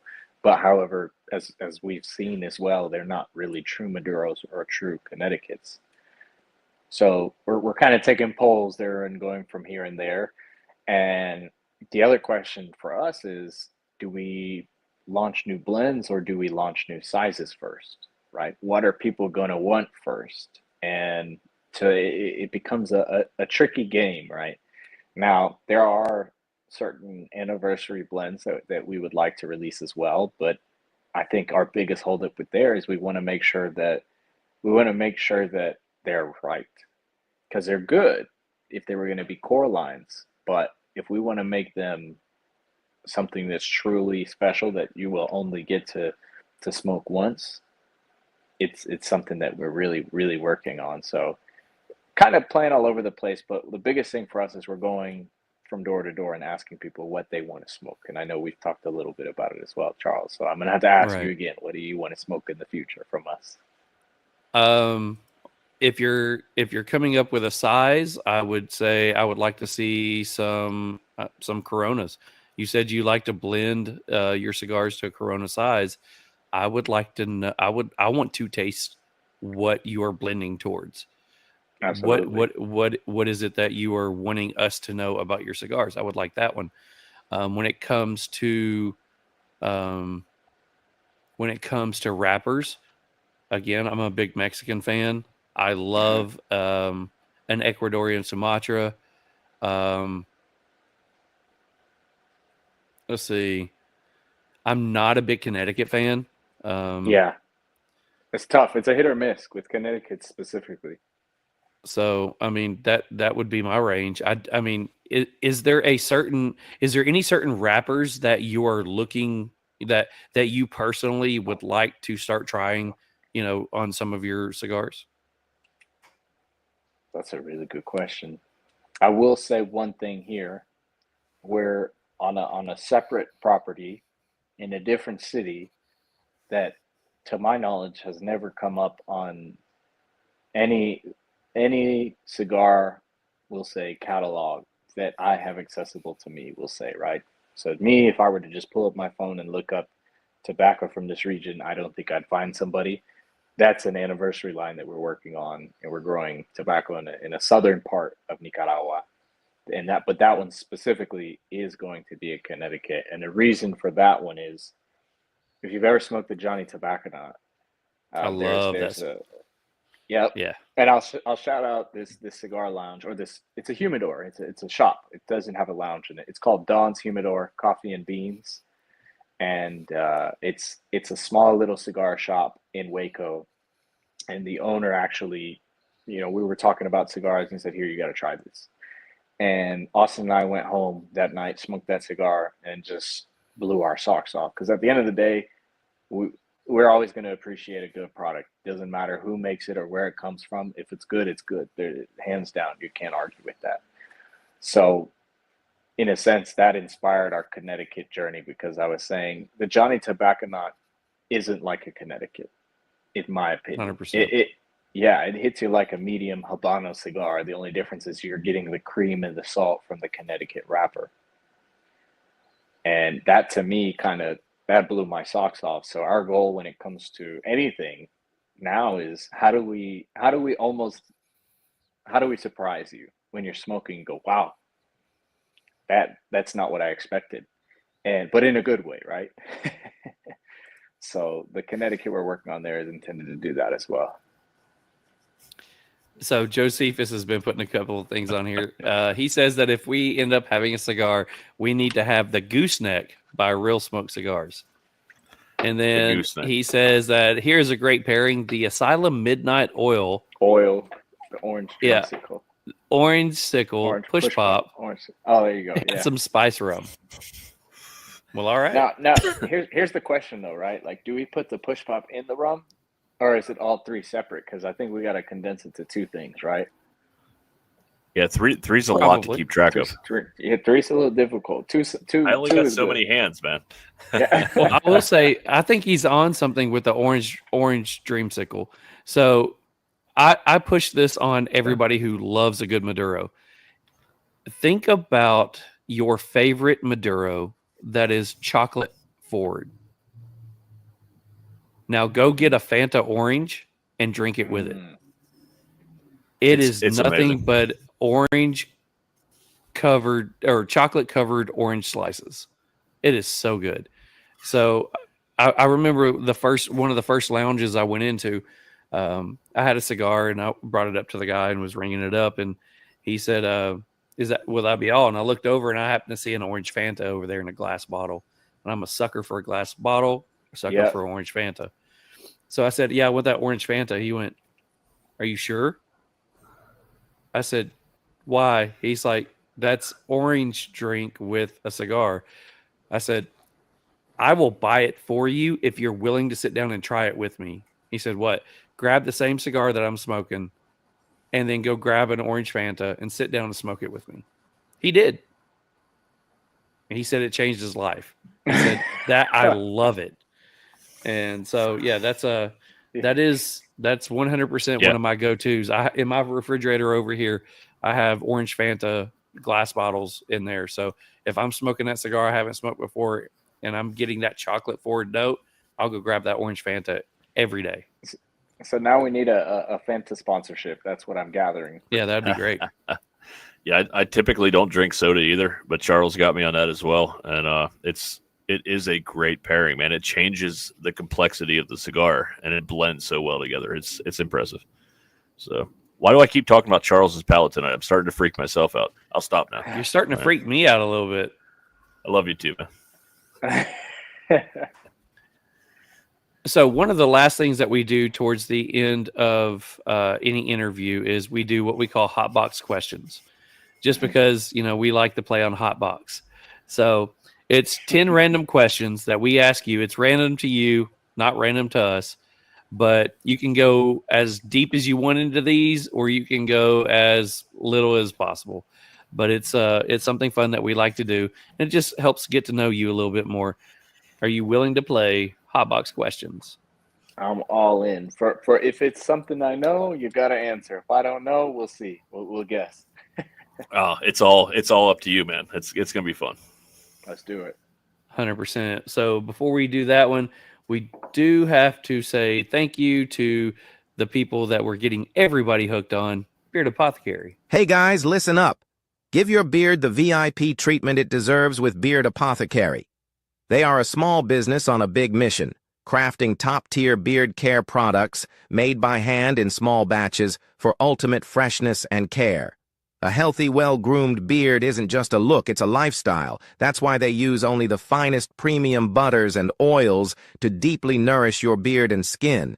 No more dryness, irritation, or those dreaded split ends. Your beard will be living its best life, soft, manageable, and downright irresistible. At Beard Apothecary, they believe in the power of natural ingredients and serious pampering. Why settle for basic when your beard can be freaking legendary?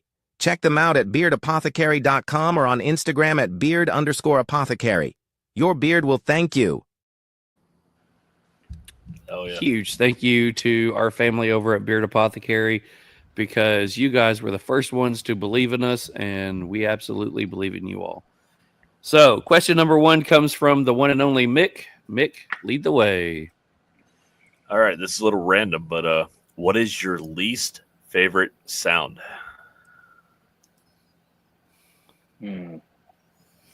That's a really good question.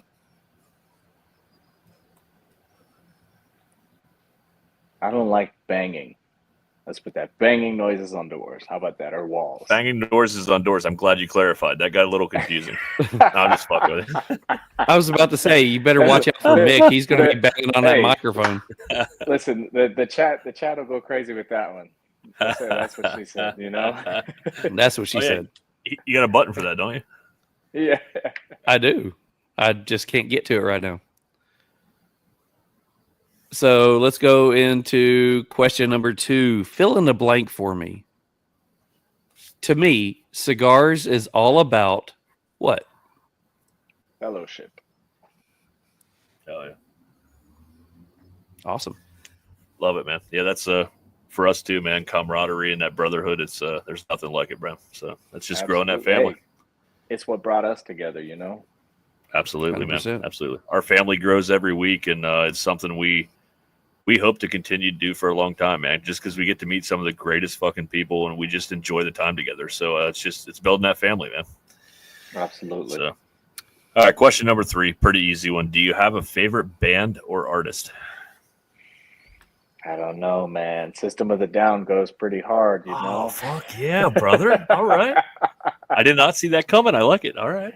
Hey, we got to surprise them sometimes from time to time, you know? Oh yeah, we've heard everything from like Miley Cyrus to it's all over the place, man. But I mean, who doesn't love Party in the USA? I mean, let's be real. Hey, you know, that's an early 2000s classic right there. You can't knock it. I'm just picturing right now Mick headbanging to Party in the USA. Wait, don't forget the bottle of wine in his hand. Okay. He's having such a white girl moment right now. All right, so here we go. Question number 4. What is your favorite guilty pleasure? Party in the USA was taken. Yeah, Party. You can't use it.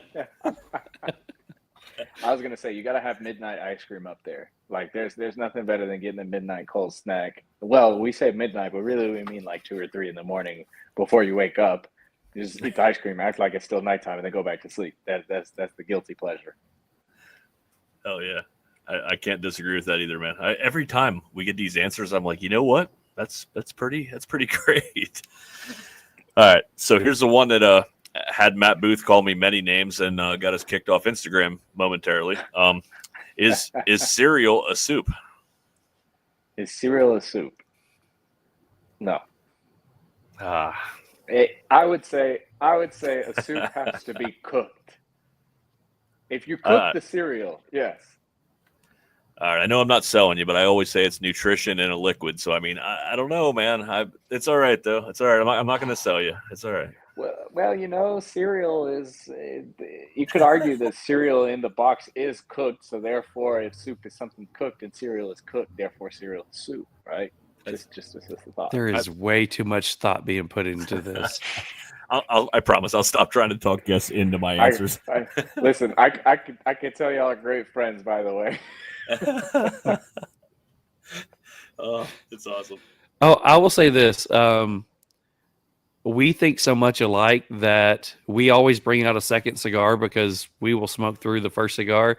When he came on here tonight and he was like, yeah, I brought my second cigar because I know I'm going to go through it. And it's like, okay, cool. What do you got? And when he told me, I held up the same brand and I was like, me too. Yep. We've done that like 4 times now. And it's crazy because we've literally hung out in person twice before we started the podcast. Or no, once before we started and once after, I guess. But And I swear I talk to him more than I talk to my wife most times, which is terrible to say.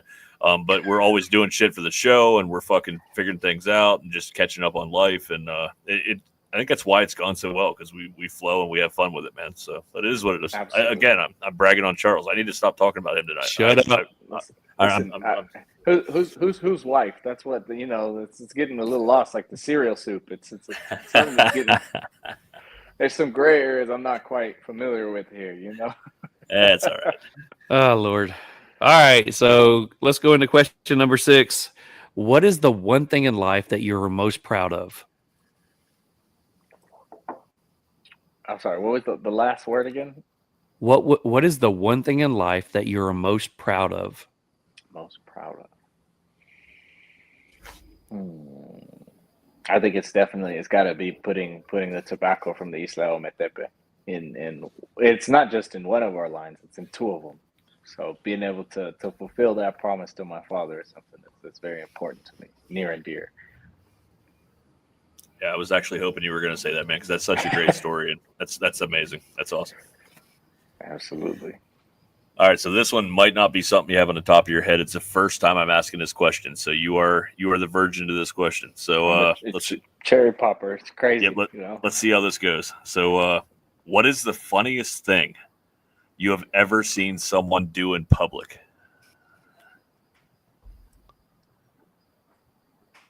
Yeah, that's a really good question. I envision this as being somebody with a great fucking story that's gonna like break the internet. But it's not something you keep on the top of your head. So I apologize if I put you on the spot with it. But if you have something good, man, let's hear it. No. I mean, I think it's a good question. I mean, there's a lot of funny moments, but something that somebody's done. I just say like the funniest thing to me is when somebody runs into a glass door. That's because that is always. I can't help but think about the bird. The pigeon that just goes bam straight into the glass, and then it just continues. That's awesome. I don't have any crazy stories that would be that, but I think I am going to stick. I'm going to stick with this question though, and because one time it's going to pay off for asking this question. I just have a feeling.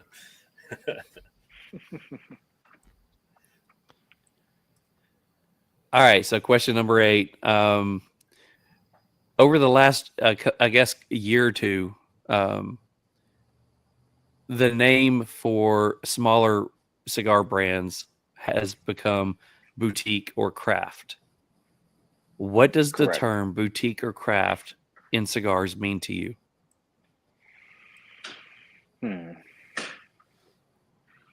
That's a good question. I think the term itself will have a changing definition.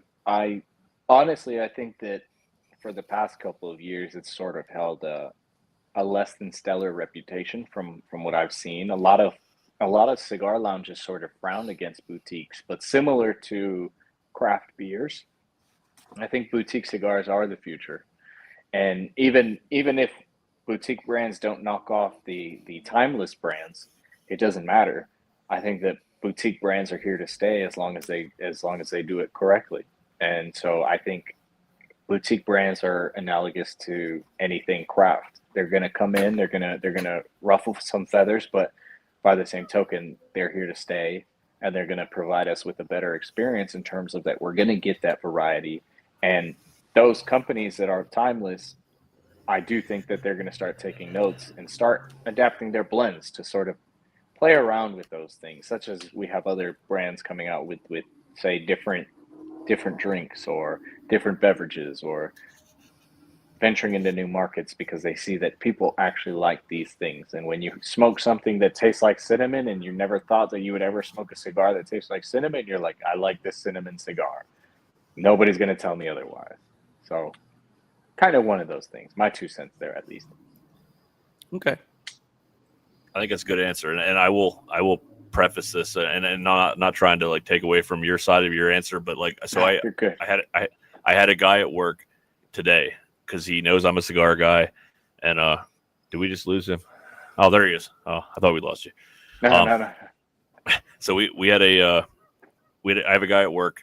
He's also he dabbles in cigars, but he doesn't like do it like we do all the time. So he was asking me what's my favorite brand, and that's such a hard question because we've met so many great brand owners. We've smoked so many amazing cigars that I would put up there in the top of my list.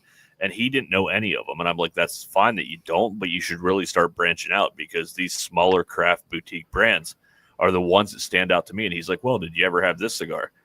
Yeah, like 5-10 years ago, before I really got into what cigars really are, and all these smaller brands. So I'm actually putting together a little care package for tomorrow. And I'm interested to see what he thinks about it, because I want to open his eyes to there's more out there than legacy brands, and I'm not taking away from them. They've earned their place, and they make very good cigars. But it's not something I truly enjoy, because I don't get those transitions or those flavor profiles. So anyway, I'm just putting it out there that it's something I think every cigar lover needs to open their eyes to that world. So absolutely.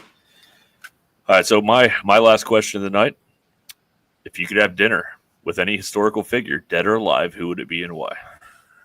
That's a good question. I'm gonna have to go with Abraham Lincoln right off the bat, because that's the one of the most, well, aside from the founders of Stoicism, I would say that's one of the more stoic individuals that has been historically documented. And my favorite thing is the stories of Abraham Lincoln's filing cabinet under his or the drawer in his desk having hundreds of notes and letters that he wrote but never sent, because he'd realize that in the process of writing it, what he was thinking was not necessarily the best course of action, and a lot of times he was just responding emotionally.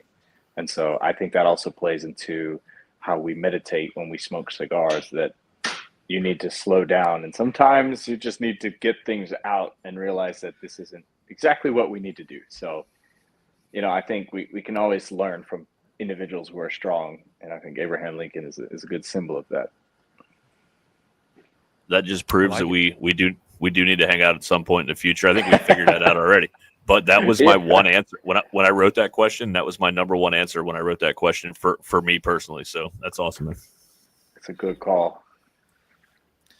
All right, so the final question of the night, question number 10.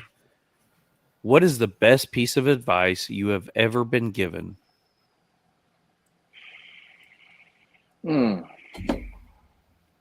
Think before you speak.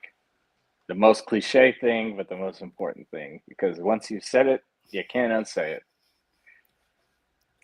And sometimes we all forget to think before we speak. So I like it. So I will say that all good answers, but huge thanks to Beard Apothecary for being the sponsor for this segment. We are going to give you the floor for the final section. Let everybody know where they can find all of your information, where they can find you online, where they can find your cigars, where they can buy your cigars, anything that you would want anybody else in the interwebs to know how to find you or your stuff. The floor is yours.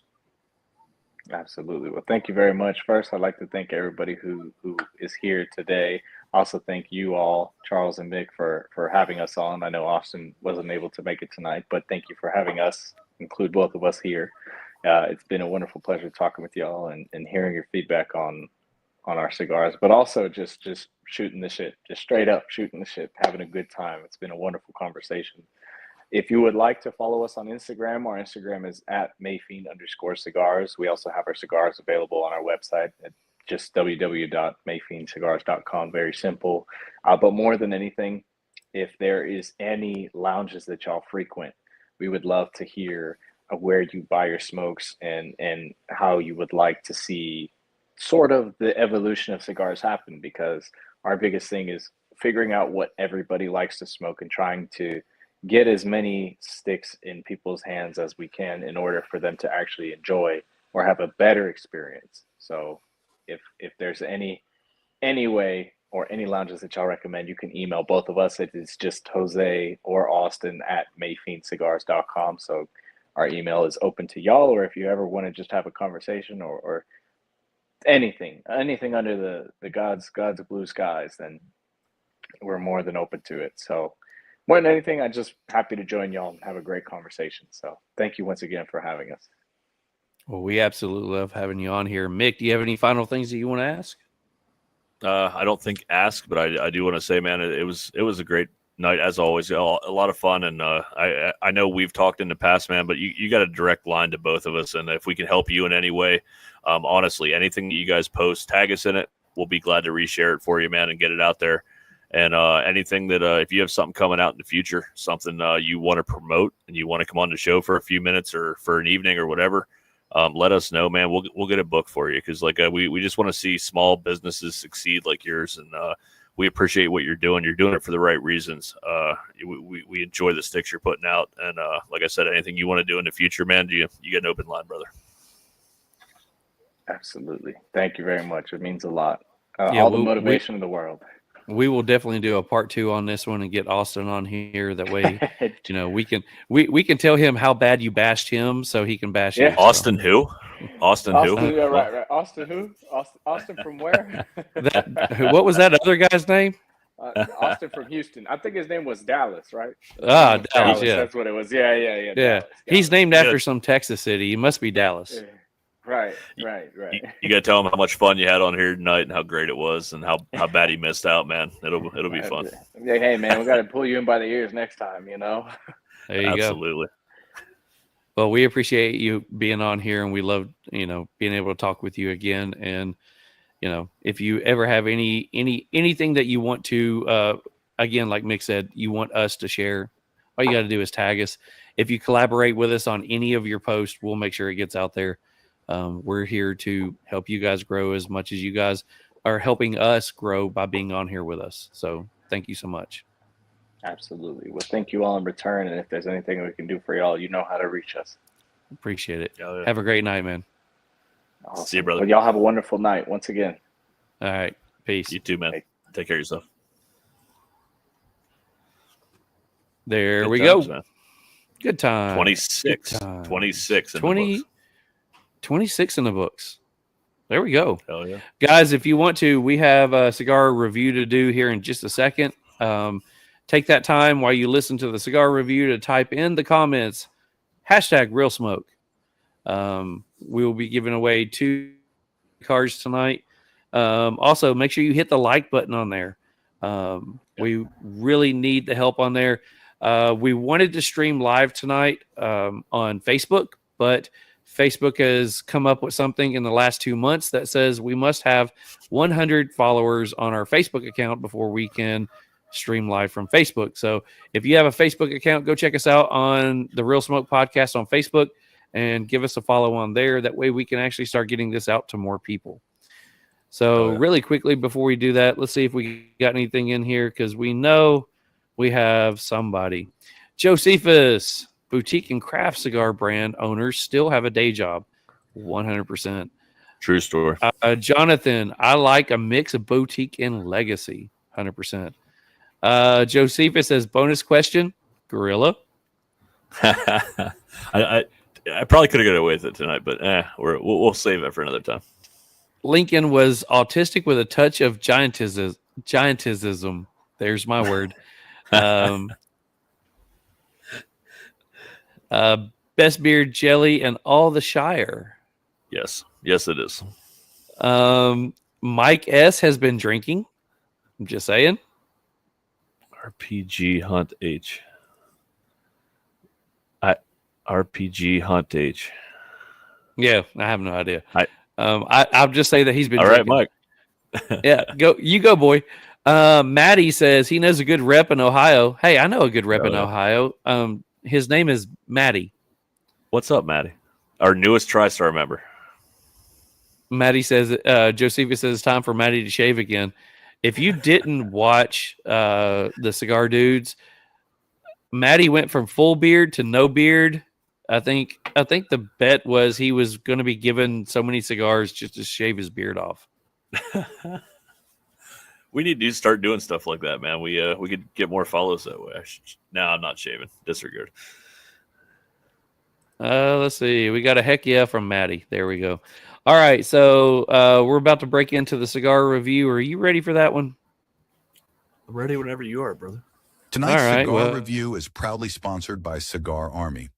The Cigar Army is a community brought together by their shared love of cigars, but bonded by something much deeper, their mission to give back to those in need. Through Operation Give Back, they honor the courage and dedication of our military and first responders, both active and retired. Their bravery and selflessness make the freedoms we enjoy possible, including this very moment to sit here, share a cigar, and connect with our Real Smoke audience. Every puff carries a story. Every draw is a tribute to their sacrifices. This isn't just about cigars, it's about gratitude, about compassion, and about giving back to the heroes who shaped our lives. Join them in the mission to make a difference, one cigar at a time.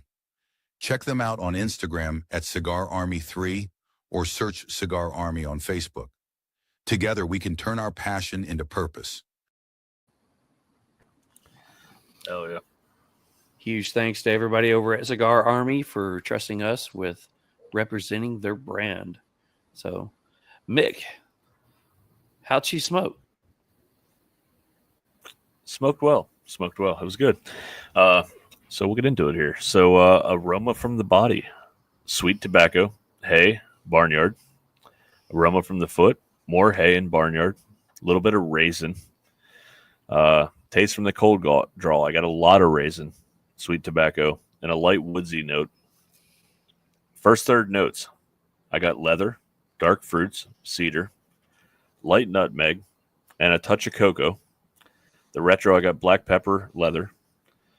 Second third notes, I got cedar, leather, baking spices, a little bit of floralness to it, some more raisin, retro, black pepper, leather.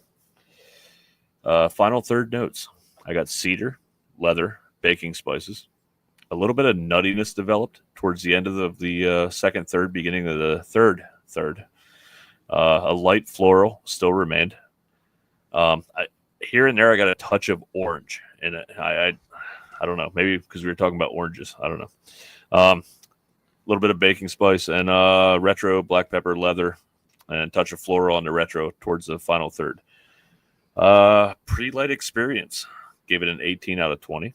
Flavor enjoyment, I got a 13 out of 15. Construction characteristics, 28 out of 30. I will say this thing stacked dimes the entire way through. I only ashed twice because I thought I was going to wear it. I probably could have made it a little further. Smoke production final thoughts, a 30 out of 50. I gave it an 89 as a total. 89. All right. I guess it's my turn. So aroma off the body, tobacco. I mean, that's pretty much all I got. Mine was very faint. Aroma off the foot, sweet tobacco, earth. Taste off the cold draw, tobacco, earthy cedar. On the light, earth, black pepper, slight sweet note on the finish. Retro is earth, peanut shell, dusty, black pepper. Into the first notes up front is an earthy cedar, musty tobacco, and a tart cream note. That was one thing that for some reason, I kept getting a lot of was it wasn't a sweet cream. There was that sweetness from that creamy sweetness that started, but there was a tart note that was left behind. So I don't know what that was. Retro is black pepper, cinnamon, earth, wood. Burn is great with no issues. Ash holding all the way in through the third, stacking dimes. Smoke is thick and full, but slightly drying. Finish is long and lasting. A sweet and slightly tart note on the palate. Strength is medium plus. That was one of the things that I had through the entire smoke was I found myself needing water a lot. To me, it was the smoke texture was very drying on the palate. To me, that was probably my biggest minus throughout the entire cigar was I did not like the drying aspect of it. Into the second, notes up front are still earth, cinnamon, and cedar sweetness, followed by a slight cocoa note. Retro is earth, cinnamon, slight black pepper, a cocoa powder. Bird is still good with no issues. Ash is tight, fell midway through the third. Smoke is thick and full, less drying in this third.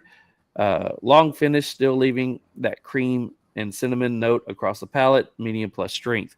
I will say that was the note that I got primarily through the entire cigar was a cinnamon note.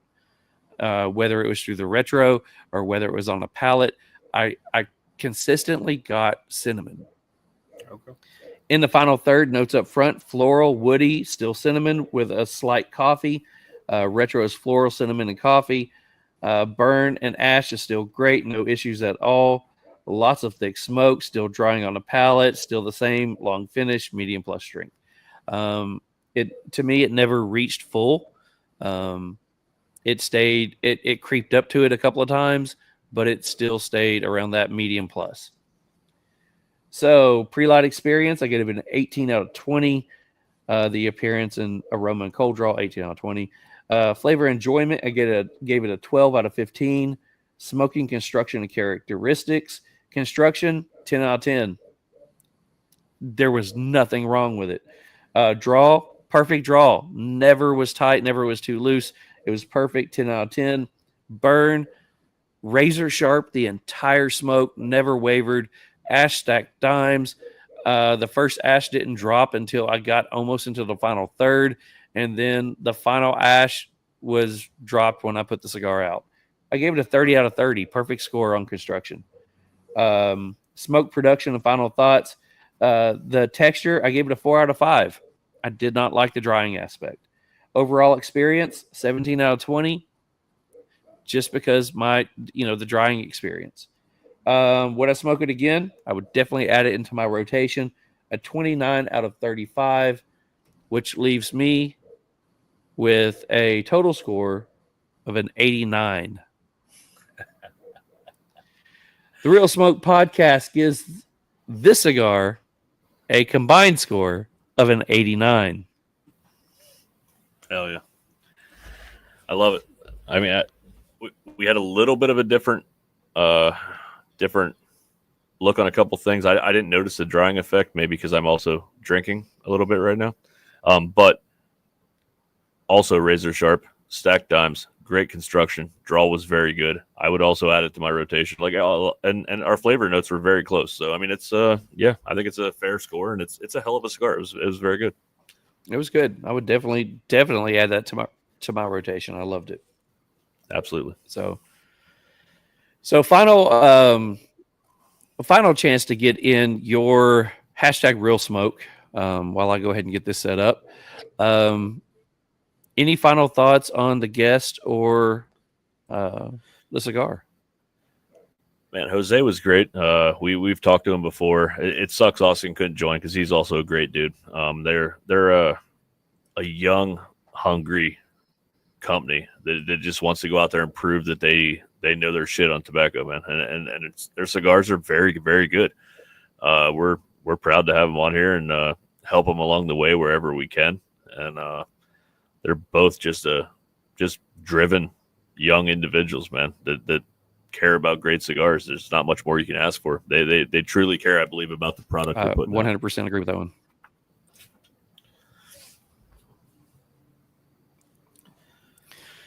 All right, so one more time, hashtag Real Smoke in the comments. We're giving away 2 gift cards from Beard Apothecary. You have to be here to win, and you can only win once.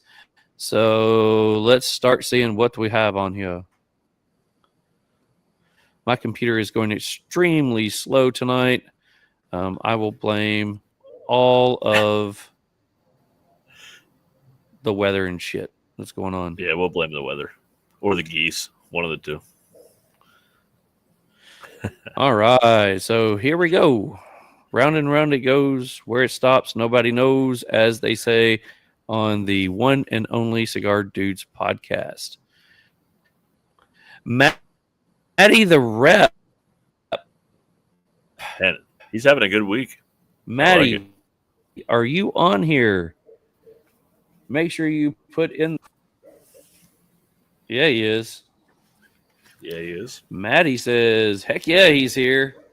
Heck yeah. Watch that language, so, Matty, Matty. You know the drill. Yes. Watch your mouth, young man. Matty, we need send your name, address, phone number, and email address to the one and only Mick, and he will get your stuff sent out sometime in the next 2 weeks. I got you. Or a month. Or a year. Yeah. When I get around to it. Sometime. Hell yeah. Jonathan says he doesn't even have a beard anymore because he shaved it off. He looks like a baby face. That's awesome. All right, so let's go for prize number 2. Let's draw again.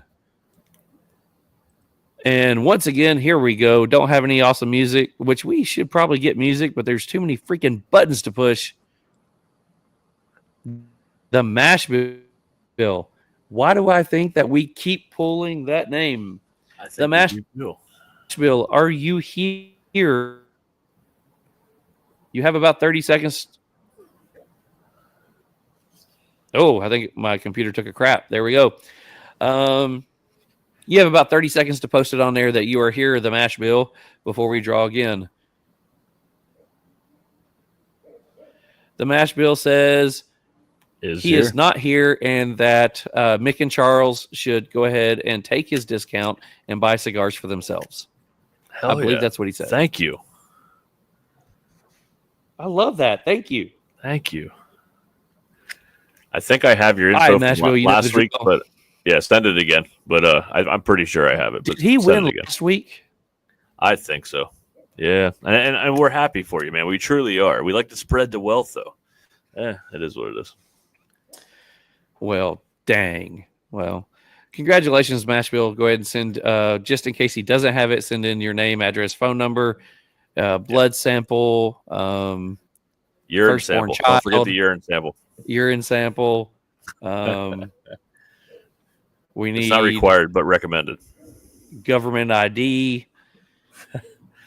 All that. That's what you need to. That's what you need to do an Instagram account. Apparently, as a business. So yeah. Anyway, another story for another time.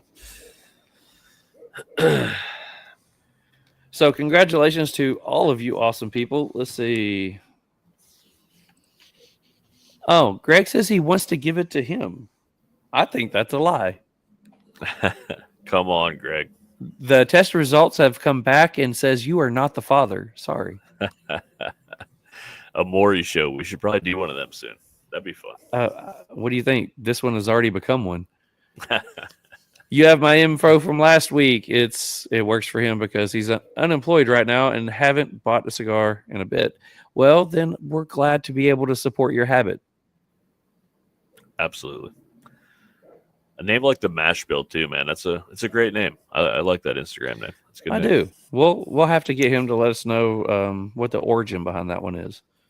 Yeah, I'm hoping you brewed beer at one point because that's typically it's a brewing beer thing. So I'm hoping that's what it is. Well, it's also a whiskey thing. I guess, yeah. If it's something really weird, maybe don't comment.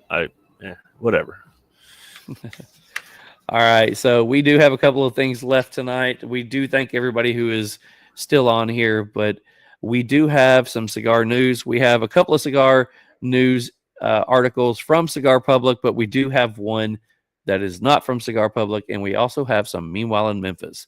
So before we go into cigar news, let's thank those people. The news segment of the Real Smoke podcast is fired up by none other than Cigar Public. Dive into the world of cigars like never before at cigarpublic.com. Your one-stop destination for the latest cigar industry news, honest cigar reviews, whiskey articles, and so much more. It's everything you need to elevate your smoking game. Light up your curiosities at cigarpublic.com or follow them on Instagram at cigarpublic. because life is too short for boring cigars and blend contact. Thank you so much for everybody to everybody at Cigar Public. We appreciate all the support you guys give us. So the first story I have is not a cigar news story. It's a whiskey news story. And if you've been following whiskey news, you understand that Buffalo Trace has been flooded. I was there just a couple of weeks ago, and it's interesting to see where your car is parked and realize that that cars are parked right there, and all you can see is the top of their hood. So one of the stories on Cigar Public right now is Buffalo Trace flooded a historic distillery underwater. As many of you already know, the beloved Buffalo Trace Distillery has become one with the Kentucky River. This month, the river reached a staggering 48.39 feet, just shy of the record of 48.5 feet set in 1979. Several iconic Buffalo Trace buildings have been swallowed by the rising waters. The parking lot, along with numerous vehicles, have fallen victim to the flood. Images circulating on social media and news outlets paint a heartbreaking picture. The visitor center, the warehouse, and the iconic Buffalo Trace water tower are all engulfed, flooded, and overtaken by what once was a scenic river. The historic distillery has temporarily closed its doors due to the severe flooding. Several reports indicate that Buffalo Trace aims to open back on April 10th. In a recent interview with the Lexington Herald, a spokesperson for the distillery shared, "We can share that the flooding is extensive. However, the full extent of the damage and impact on production has yet to be disclosed in an official press release by Buffalo Trace." So you can go on Cigar Public right now and read the rest of the article on there. But if you guys haven't seen the pictures of Buffalo Trace, holy crap. Again, it was the late 70s when this much water hit that area. Looking at the gift shop and the different visitor center and bottling area that they showed pictures of, the place is devastated. So the fact that they're trying to get in next week to try and reopen, that's remarkable. Yeah, absolutely. It's completely like waist deep underwater. The last pictures I saw, it's crazy. Oh yeah, it's insane. Cigar Public News number 2, Dunbarton Tobacco and Trust announces new releases for 2025. In a press release, Dunbarton Tobacco and Trust will be debuting 7 new products to retailers at the PCA trade show in New Orleans this week. 7 new products. 7. That's insane. The new products will include the Sober Mesa Red, a 6 1/4 by 46 Pareo, and a 13-box limited production. MSRP is $18.66 per cigar, $242 per box. Manufactured at Hoya de Nicaragua, SA. Estimated delivery around April 2025. The blend is a stronger version of the original 7 tobacco core recipe, featuring a dark Rosado grade number 1 Ecuador Habano Capa, San Andreas Negro, and a combination of 4 Nicaraguan and seed leaf Pennsylvania tapas. The Umagog Bronzeback Robusto will be coming out. The Red Meat Lovers will have a new Vitola coming out. Mi Querida Gorilla Gordo, the DTT Essential Sampler, the DTT Deep Cut Sampler, the DDT 10th Jubilee, all will be making their debut at PCA this year. In addition to these 7 products, DDT will also be showcasing the 2025 Year of the Duque, a Stillwell Star Holiday 2025, and the next cigar will be released as a part of its archive series. So, again, anybody who follows Dunbarton when it comes to PCA, they tend to be the ones that have, I'm just impressed that it's 7 blends or 7 new cigars, because I think there was one year that somebody said it was like 15 or 20. So they're always coming out with something completely insane. I'm excited about that Red Meat Lovers, though, man. That was, in my opinion, that was tied for my second favorite cigar of the year last year. I smoked a freaking ton of them. A new one. It looks outstanding. I'm excited. All right, so coming from our family over at Cavalier announces Project Broadleaf. Hell yeah. Cavalier Cigar announces the release of the brand new line, Project Broadleaf, debuting at PCA 2025. The company will also showcase its limited edition 2025 LE at the trade show. Project Broadleaf is a bold new core line that introduces a unique approach to Cavalier's portfolio.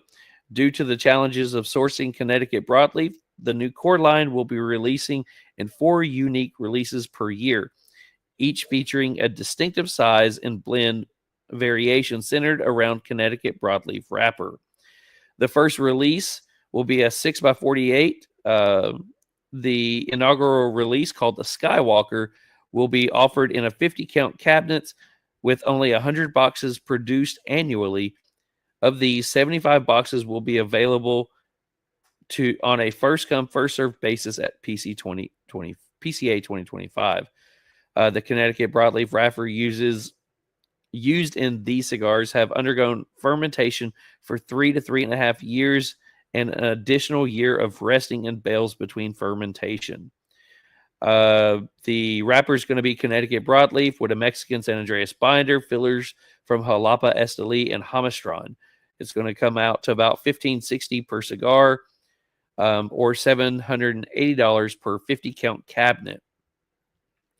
The second release of the Project Broadleaf will be the second installment will be in 10-count metallic foil bundles.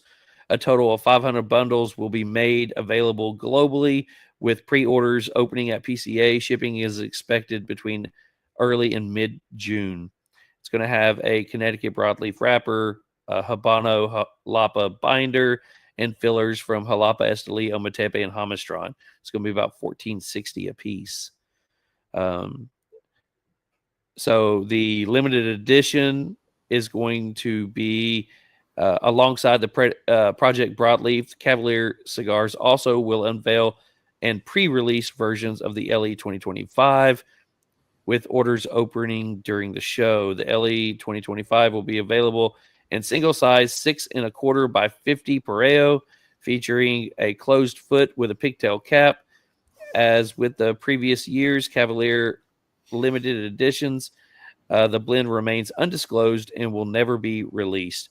A total of 1,948 boxes of 10 will be produced. Just over 1,000 boxes will be shipped to U.S. retailers, and approximately 900 boxes will be allocated for international sales. Wow. So I've been watching that one all over the internet, especially with Brian posting smoking that cigar. That cigar is something I desperately want to try. So if you can get your hands on it, get your hands on it. Yeah, we're both big fans of Cavalier. That one, Brian and Sebastian both keep posting that cigar, and I'm like, man, it looks outstanding. So we're both excited for that one.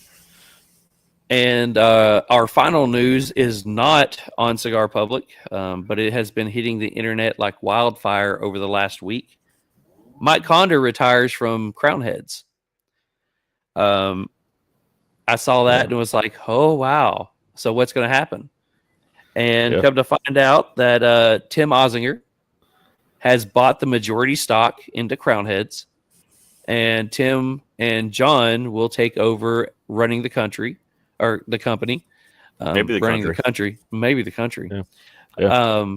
But they're going to be working together, and I guess the first thing that they're going to do is rebrand Crown Heads.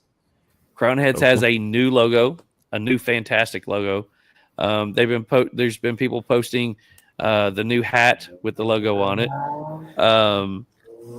There'll be they have a new cigar coming out called the Broadway. It's a Connecticut broadleaf wrapped around Jalapa, Nicaragua, Esteli, wrapped around a Jalapa, Nicaragua binder and Esteli, Jalapa, Ometepe fillers. It's going to come out to about $11.95 to $12.95 a cigar. So the new Broadway pays homage to downtown Nashville Broadway, but they're starting with the Mil Diaz Maduro, and a couple of other lines that they've already rebranded. They're showing it off at PCA, and by the end of the year, they hope to have the rest of their lines rebranded with a new look. So their biggest thing was, when you go into a shop and you see Crown Head cigars, there's no continuity to the boxes. Mil Diaz looks completely different than, La Vereda or whatever. So they're wanting to bring the brand under one, cohesive look. And they came out with the new bands and the new logo, and it looks fantastic. So I want to congratulate Condor on his retirement, and congratulate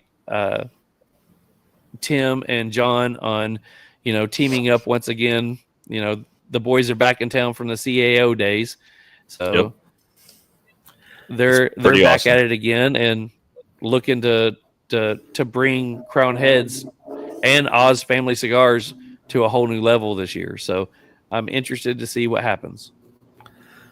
Yeah, it's pretty phenomenal. We're gonna have Tim on here pretty soon, and maybe we can get a little bit of that story out from him. But it's you couldn't ask for a much better partnership, though, man. Those two together, they both have the creative mind, and I truly believe they're going to take it to whole new levels.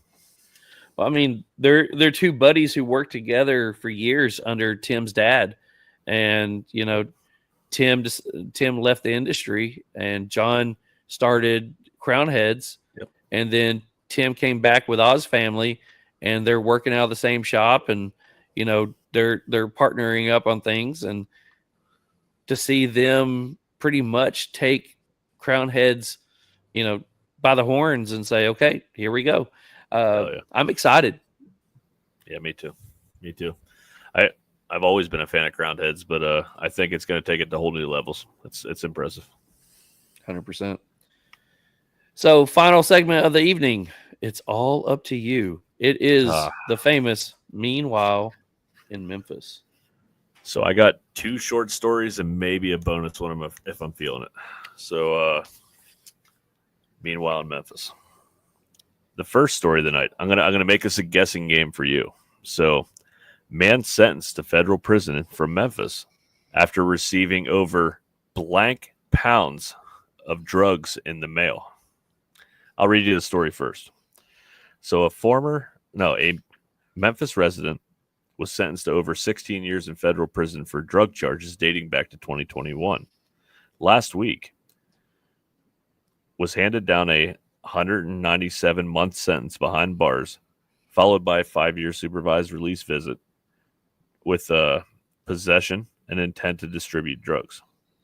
The U.S. Attorney's Office of Western Tennessee says that the Drug Enforcement Administration, DEA, responded to a Memphis UPS store where a suspicious package has been reported.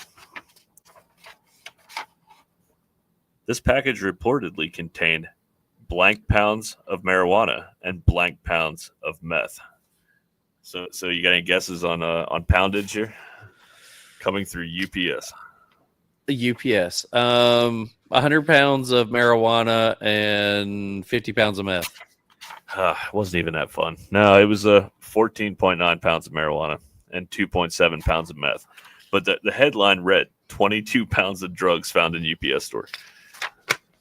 Nice. So, yeah. And apparently the guy admitted when he was arrested that he's been doing this for years. They just didn't find the rest of it. Brilliant. Meanwhile in Memphis.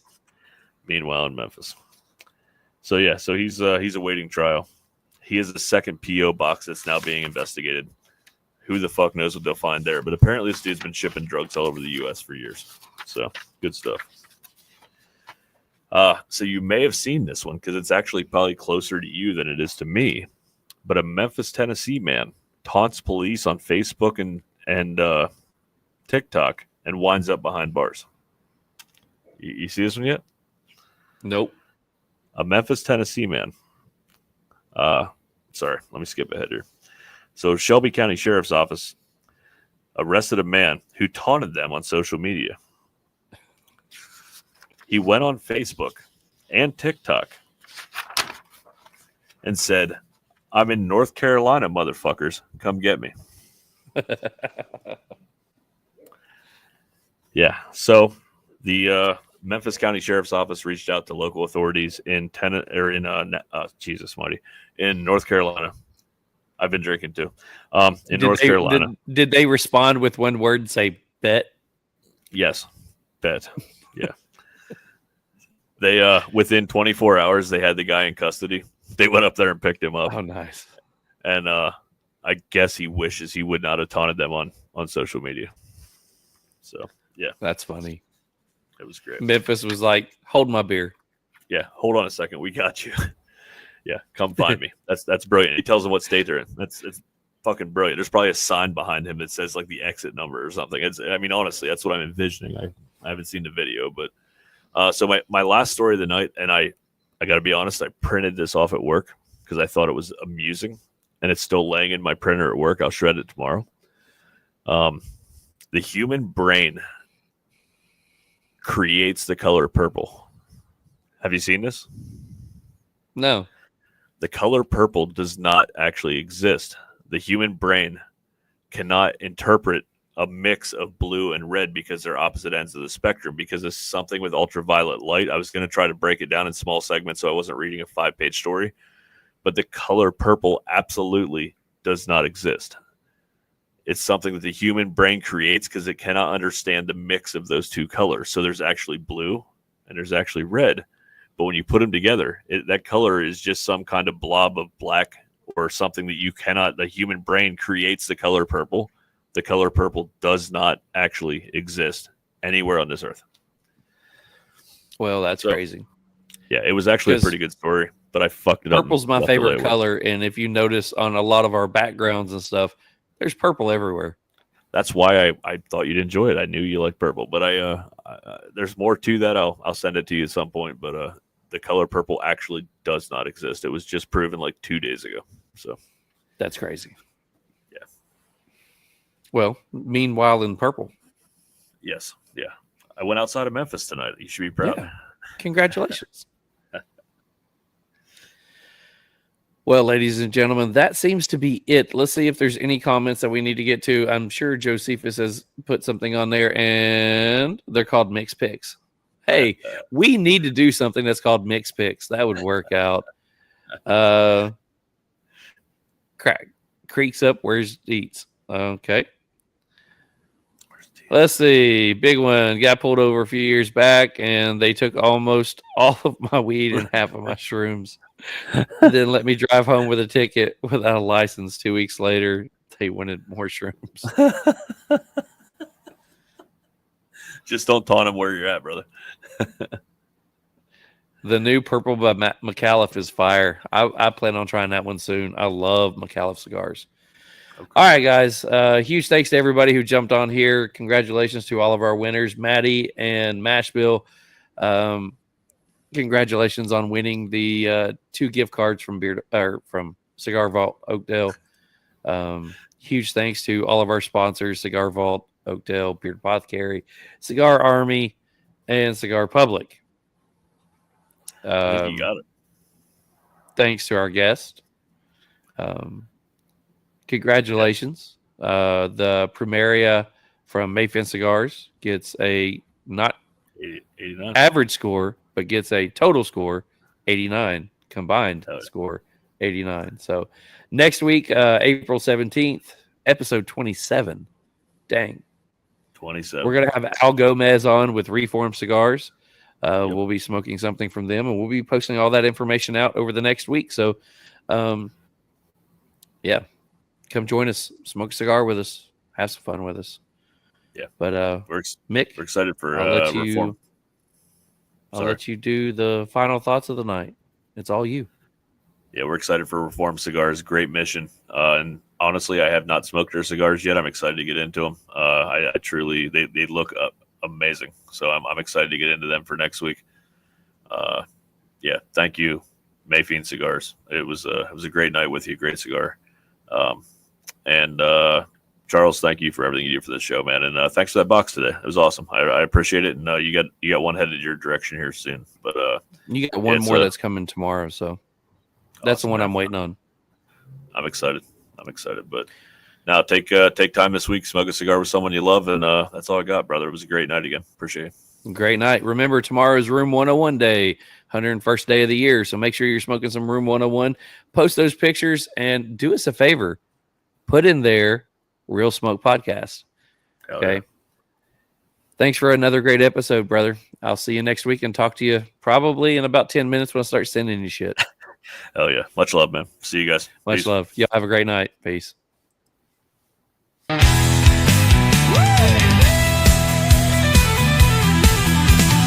Ashtray loaded with tales untold, sipping dreams and glasses of gold.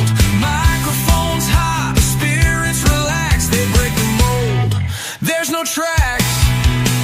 Conversation soar with the smoky haze. Life gets unraveled in their bold maze. Every puff and sip sets the vibe. Mick and Charles keep it alive. Real smoke rises in the air tonight. Whiskey's bold, they keep it tight. Stories spark like a flaming glow. Mick and Charles stealing the show.